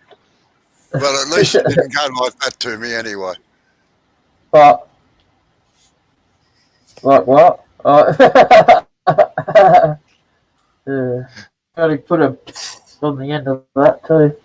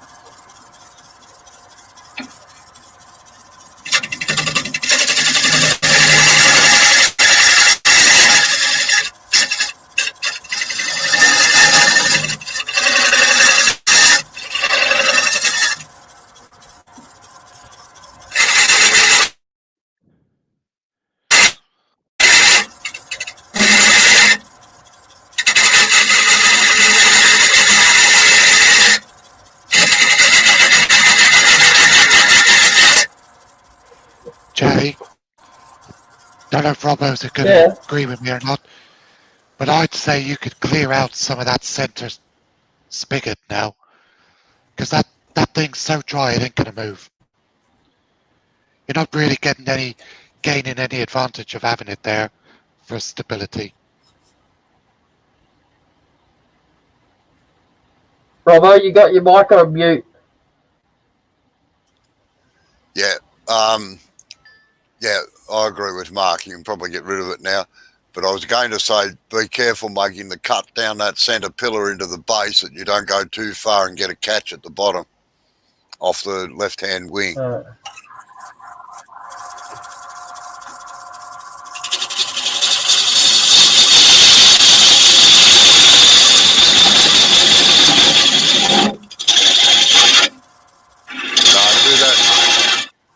Do the push cut like you were doing before. From the tailstock towards the headstock.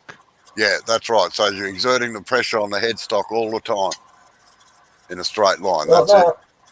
Yeah, but move a quarter of an inch out from the edge. Like that. That's it. Yep. You did deliberately just do it under the one that I'm going to get the most cut in, or what? No. The reason that you had a catch was that you had the flute too far open. Jay, don't go across. Go down. Yeah, just straight in like you did on the outside edge.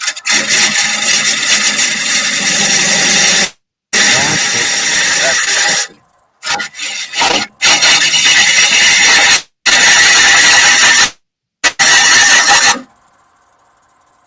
That's the way you should be taking all the tenons off and everything when you do it too. And that's what you do. Do. Yeah, do. I'm such a child.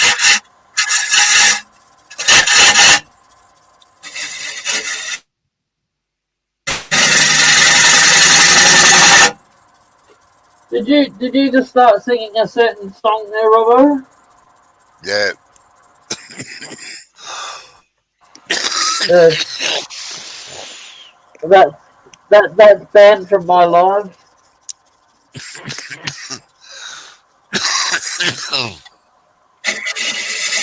Oh no, the doo-doo song was around a lot longer than that. Do-do, do-do-do, do-do.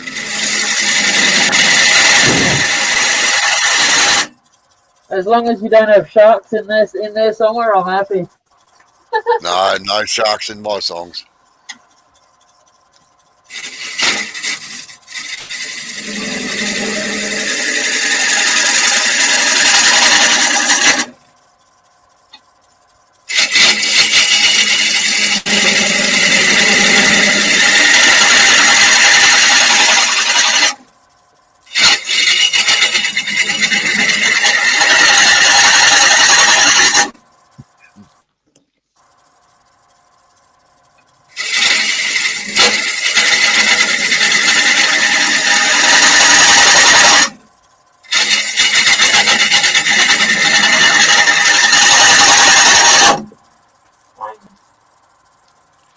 I You're heard just that. going down a little too far, that's all. Yeah. Yep.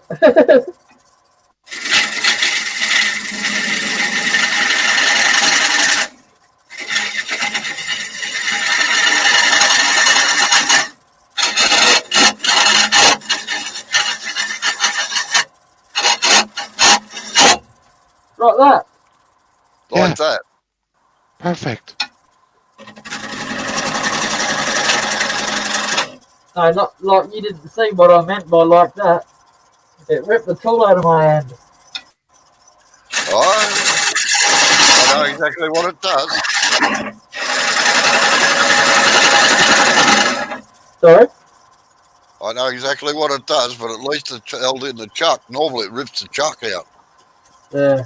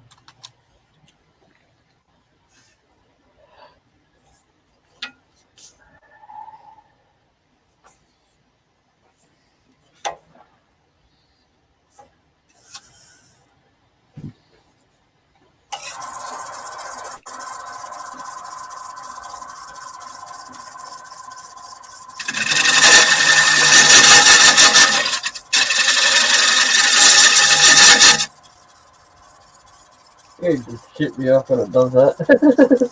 Right. The reason it's doing that is that you can't get bevel support because the angle's too great.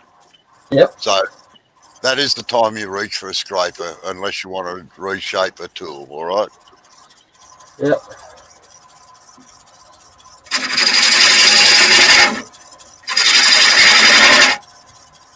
I was going to go down to that depth anyway. Yes, I know that, but on the flat surface, you're right. You can get the bevel there, but in the transition between the side and the base, you can't get the bevel to rub properly.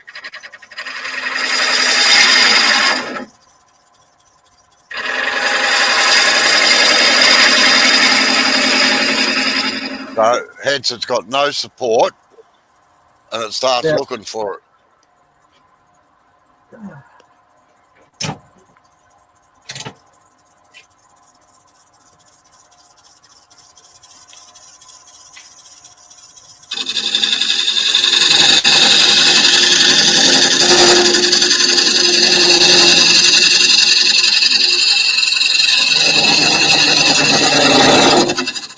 Don't forget to swing the handle around.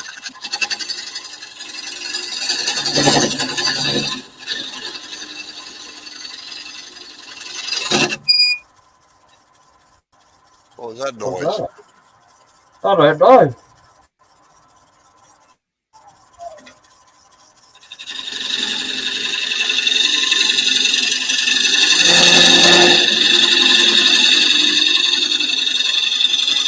And that needs sharpening.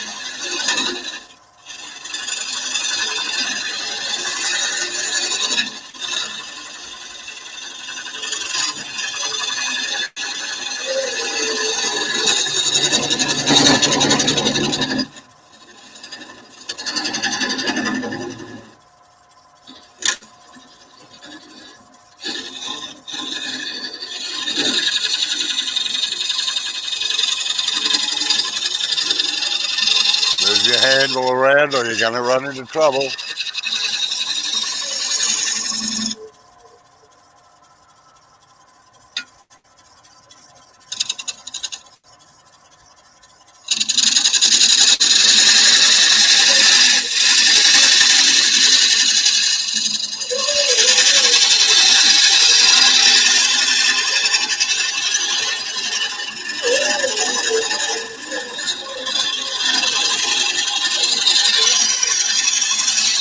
That poor old dog in the background sounds decidedly unhappy.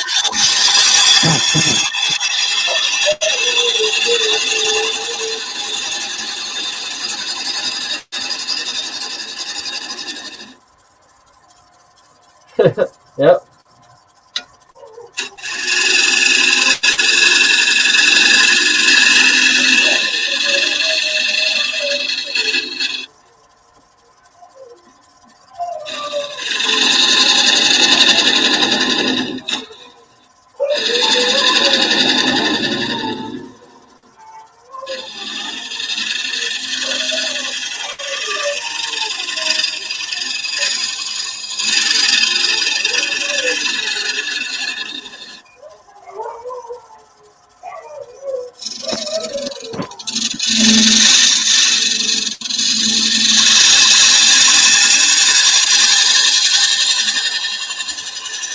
Needs sharpening again, Joe. Can you just mute it a second too, please?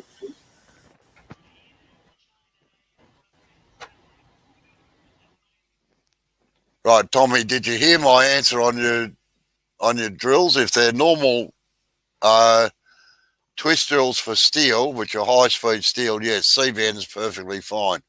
But a lot of wood drills are just normal carbon steel. You're better off sharpening them on a grinding wheel rather than your CVN. It tends to clog CVNs up a little bit. And if they're carbide tungsten drills, they have to be sharpened on a diamond wheel or a tungsten carbide wheel.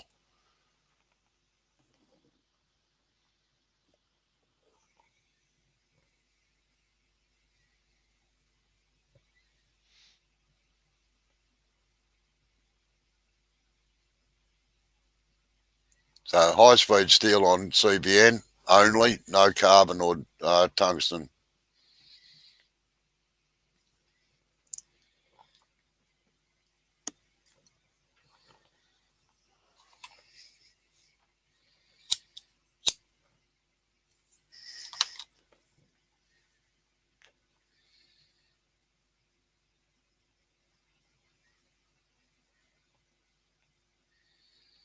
How's the thickness going, Jay? Yeah, I know it's right there, but what about down the other side of the centre? Yeah, it's not too bad. Maybe, could take a little bit out of just in here, maybe. Oh, yeah. But not just that transition point there. There's like a little tiny ridge just before it goes into it. Yep. Same as yesterday. Yeah.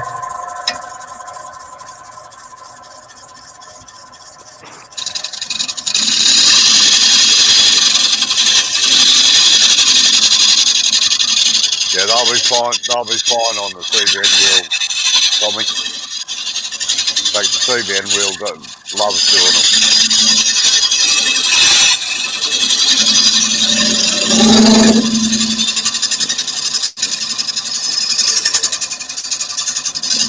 There's something wrong.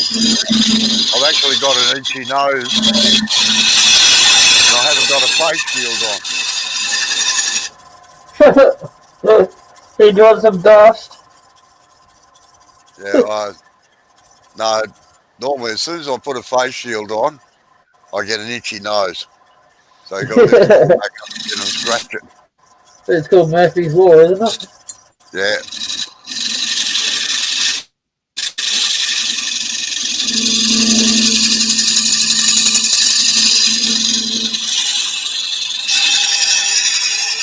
Now, Jay, make sure you're removing the lump and not just removing each side of it and increasing it.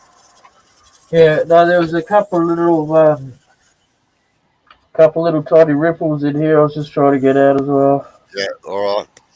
No, I got it. It's out. All right, sand it up, finish it off. Yeah. There's a little tiny ridge there. I'm gonna pedantically get out.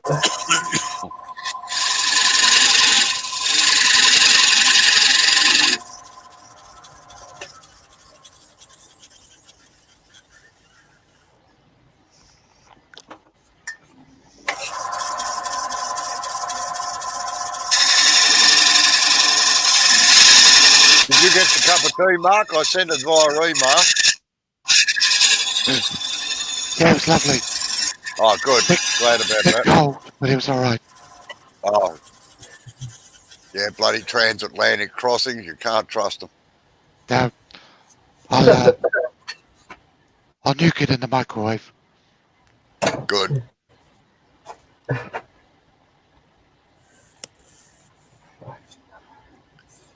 I'm just gonna do a. Yes, I can see it. I'm gonna do a cut across here to get rid of this. No, use the scraper very, very gently. Gently. Okay.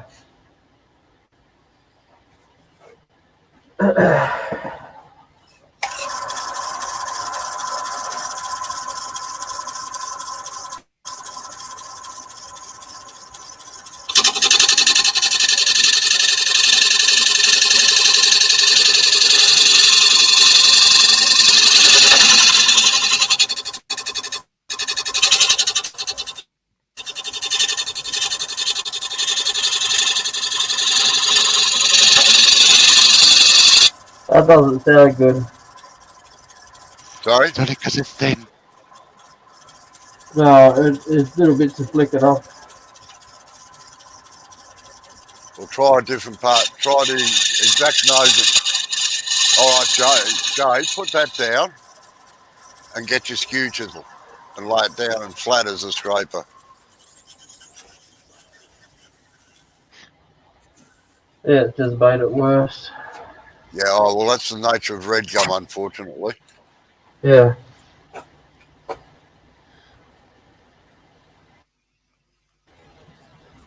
You sort of come across like that. No. Skew. Skew chisel. I can't, mate. I was close. Bloody hell. And have the blade, the cutting edge, straight onto the edge, all right? And take a little cut. Yeah, straight in have it exactly right. No, straight on. The cutting edge should be at right angles to the lathe. So as you're feeding it in. So you want the leading edge of the skew the same as the tool rest. That's it. That's it. Yeah. Right. And don't move it. You can wiggle it a little bit sideways, but not much. And just take your time with it. It's an angel's kiss.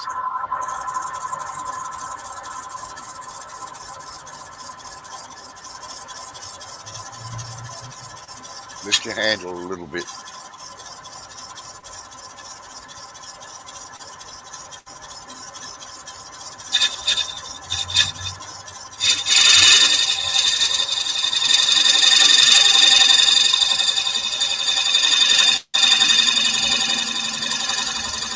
Now, to get rid of that chip, just rotate the handle slowly towards you so as you round over the edge a little bit, but don't increase.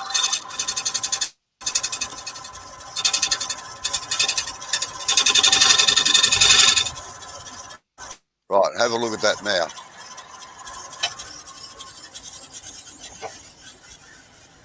No, I must admit I haven't, Tommy. Yeah, that chip. All right. No, I've never heard of it.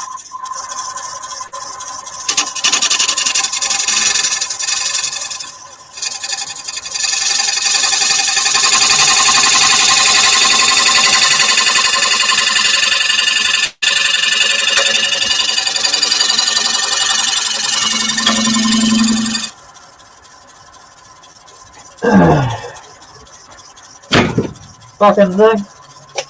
All right, Breathe. just have a look. No, just have a look at it. It's still chipping, I can hear it. Yeah, all right.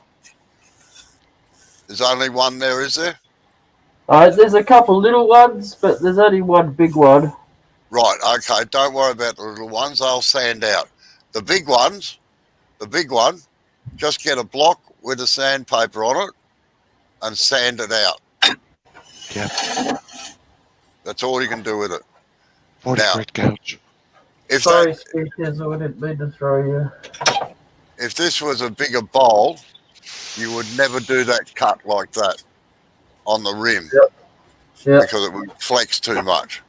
Uh-huh. So you've always got to make sure before you start hollowing out that your rim is perfect before you start doing anything else to it while it's still got the bulk of the timber there, right? Yep.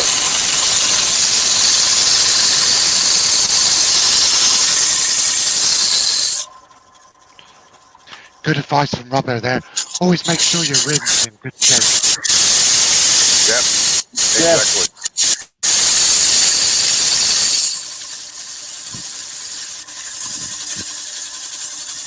It's too early for that.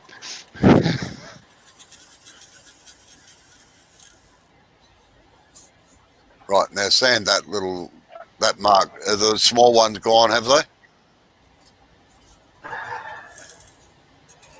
Yeah, nearly. I'll do a little bit more. Oh, they'll come out in subsequent sanding. But take the sharp edges off that big one. Yep. And it'll, all right, it'll have a bit of dint there, but that's unfortunate with red gum.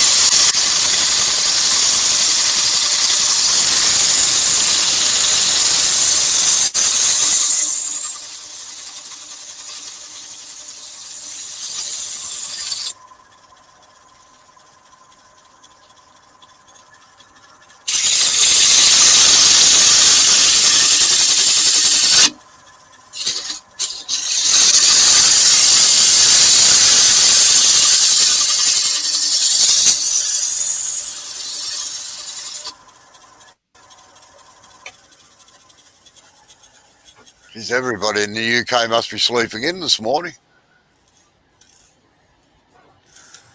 Well, there could be other reasons. Oh, it could be too.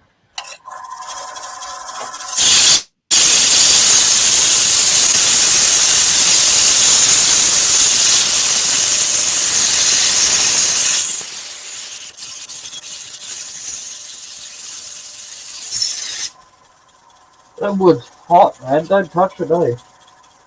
Sorry? That's alright. Don't be being an idiot.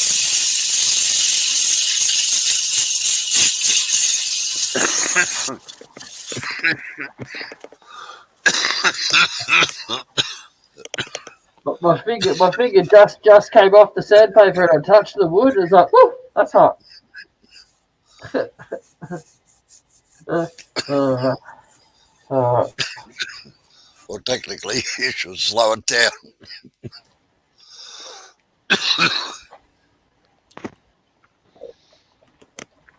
Technically, you should slow it down and sand it because the sandpaper is only meant to be rubbed by hand anyway, not have it rotating it so quick. I'll just let you know it's been on the lowest speed the whole time. All right. You know me, come on. Get one speed and just stick with it.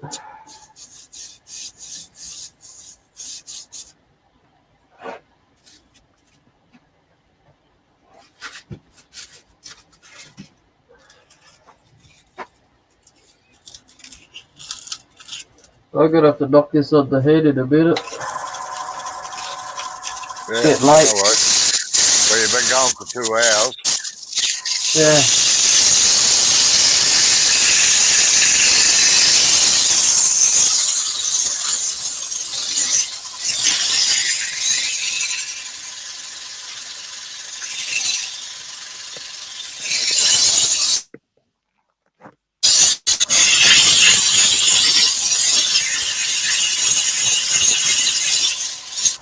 I didn't know there was such thing as a strawberry tree.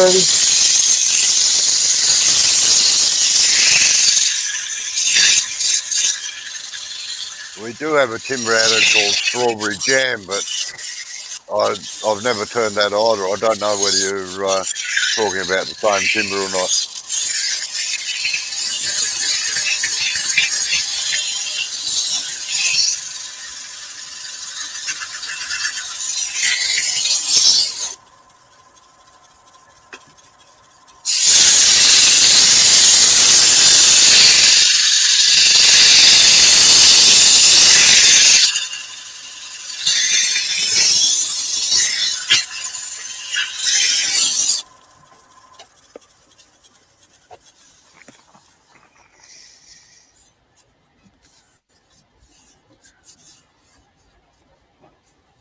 Well, it's looking pretty good, Joe, anyway.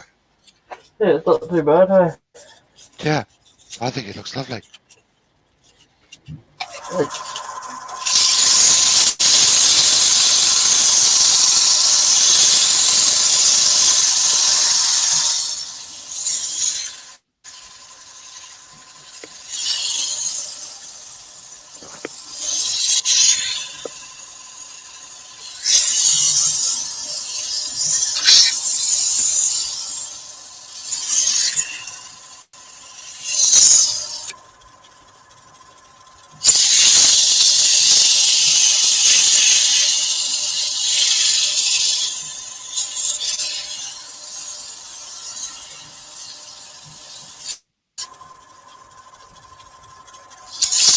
Somebody gave me an idea for a live the other day. I thought, yeah, that's a good idea.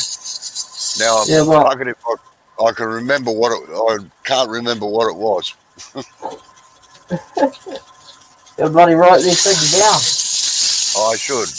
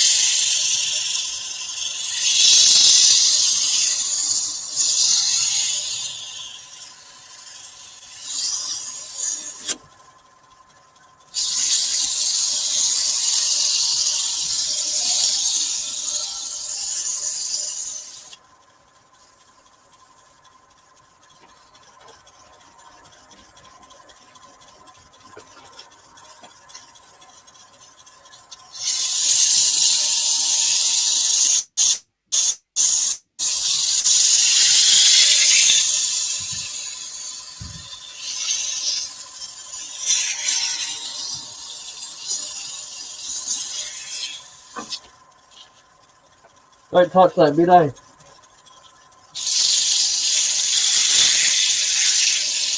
If I did that, the thing would flick halfway across the workshop.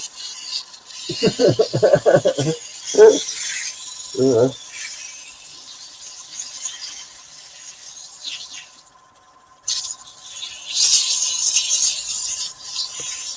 Only one problem for me, there's no compo here.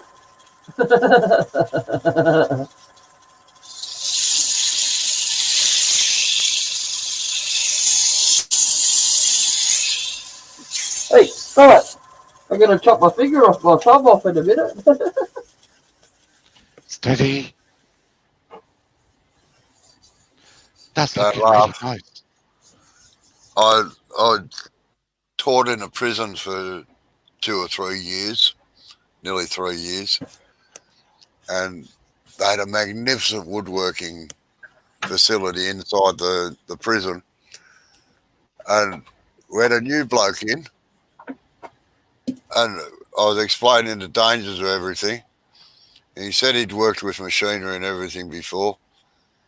Anyway, after about 2 or 3 weeks he was in, he said, I've just got to slice up this bit of timber. And I said, oh, yeah, rightio. And they had a beautiful table saw there. And so I said, well, yeah, you can slice it up on the table saw. He put his thumb through it. Oh, nice. And Deliberately? I said, yeah. Yeah. I'm wondering what it felt like. And I thought, what sort of bloody drongo are you? Oh, God. He said, I didn't even feel it. I said, well, no, you won't until about half an hour later, and then you'll start feeling it.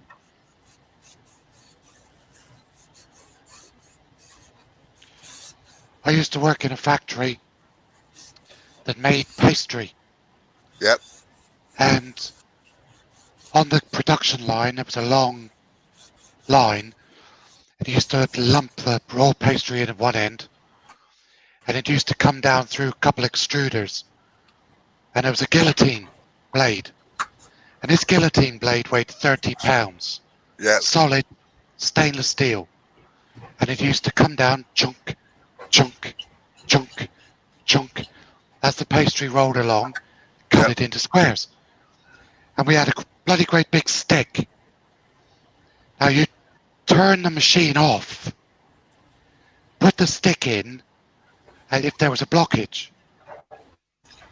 And we had a new guy, and he used to like trying to put the stick in between the chunks. Like that. Yeah. And we said to him, look, don't do that, because if it grabs, it'll pull you in and it'll take your arm off. Anyway, doing it.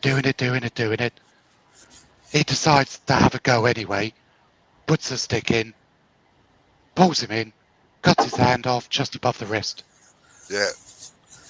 We said to him, why did you do it? He said, there's never been any damage to the stick, so I figured it was all right. Oh. And I just said to him, do you think that's the first stick we've had? Yeah. What an idiot. Oh, look, you get them everywhere. Like, Yeah. funnily enough, I find one of the most dangerous machines in the workshop is a bandsaw. Now, inherently, it's a safe machine. But what happens after you're using it for quite a while is the blade disappears.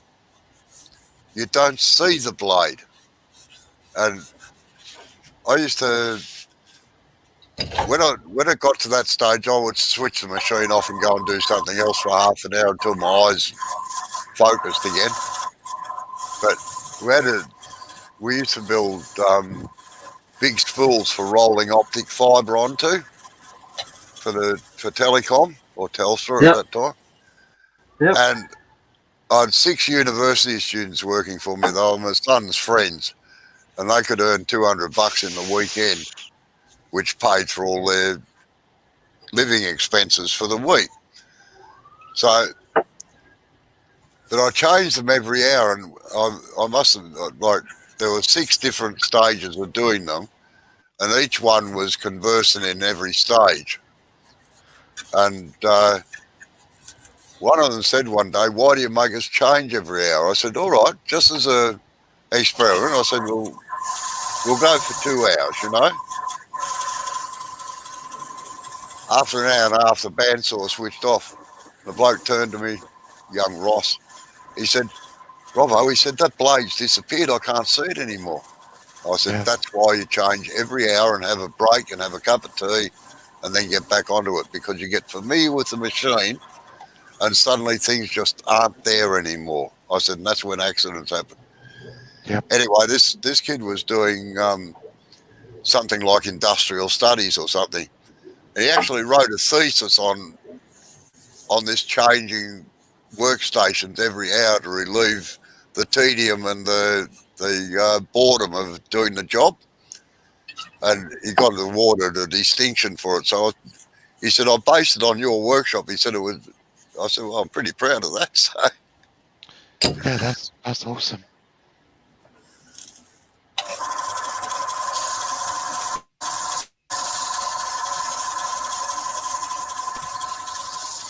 That would up nice, this wood. sorry. That would up very nice, this wood. Oh yeah, red gum does it. Comes up absolutely fantastic when it's done properly. Looks fantastic. Now, unfortunately, in most red gum there is not much grain, funnily enough. But Yeah. in others, it's absolutely spectacular. It's got a really tiny bit of figure goes across there. I can see it, yeah. When I take it out, I'll shine it in the line. You'll be able to see it a little bit better. Yeah.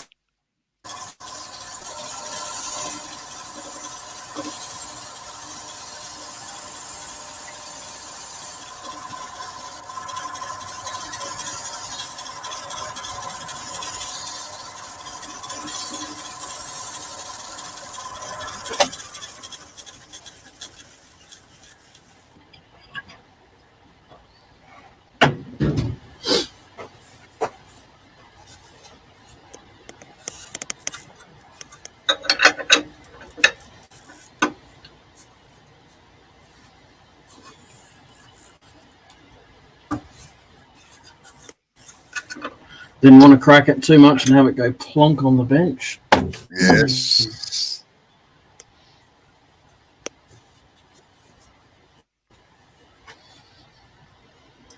That's really nice.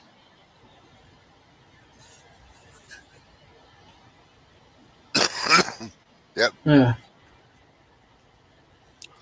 Oh, well, that's proof of concept, Joe. That's what you call that. Yep. Yep.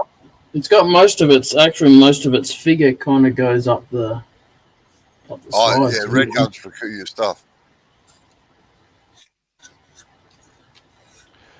Beautiful. Yeah. Actually, I don't mind the rough sides, to be quite honest. They don't look too bad. I quite often They give a nice contrast, don't they? Yeah, I quite often like turning stuff that's just been chainsawn and leave the chainsaw marks on it. Yep. That's what I got. I got that redwood stump off of Sid. It's an old fence post, like farming fence post. I'm going to cut it in half.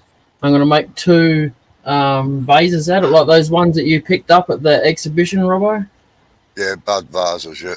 They were basically this, with this nice raw left down the bottom of the of Yeah, it. I've turned a few thousand of those things. Yeah, I bet.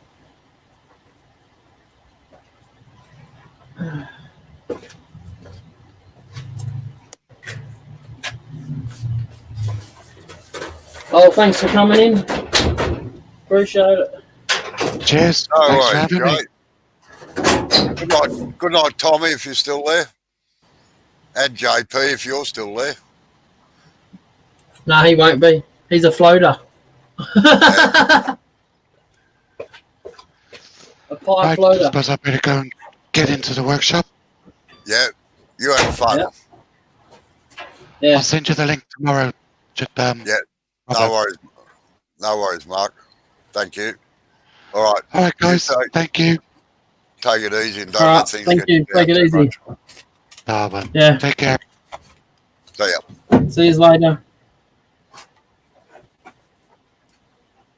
Where's my button? It's gone. You can't have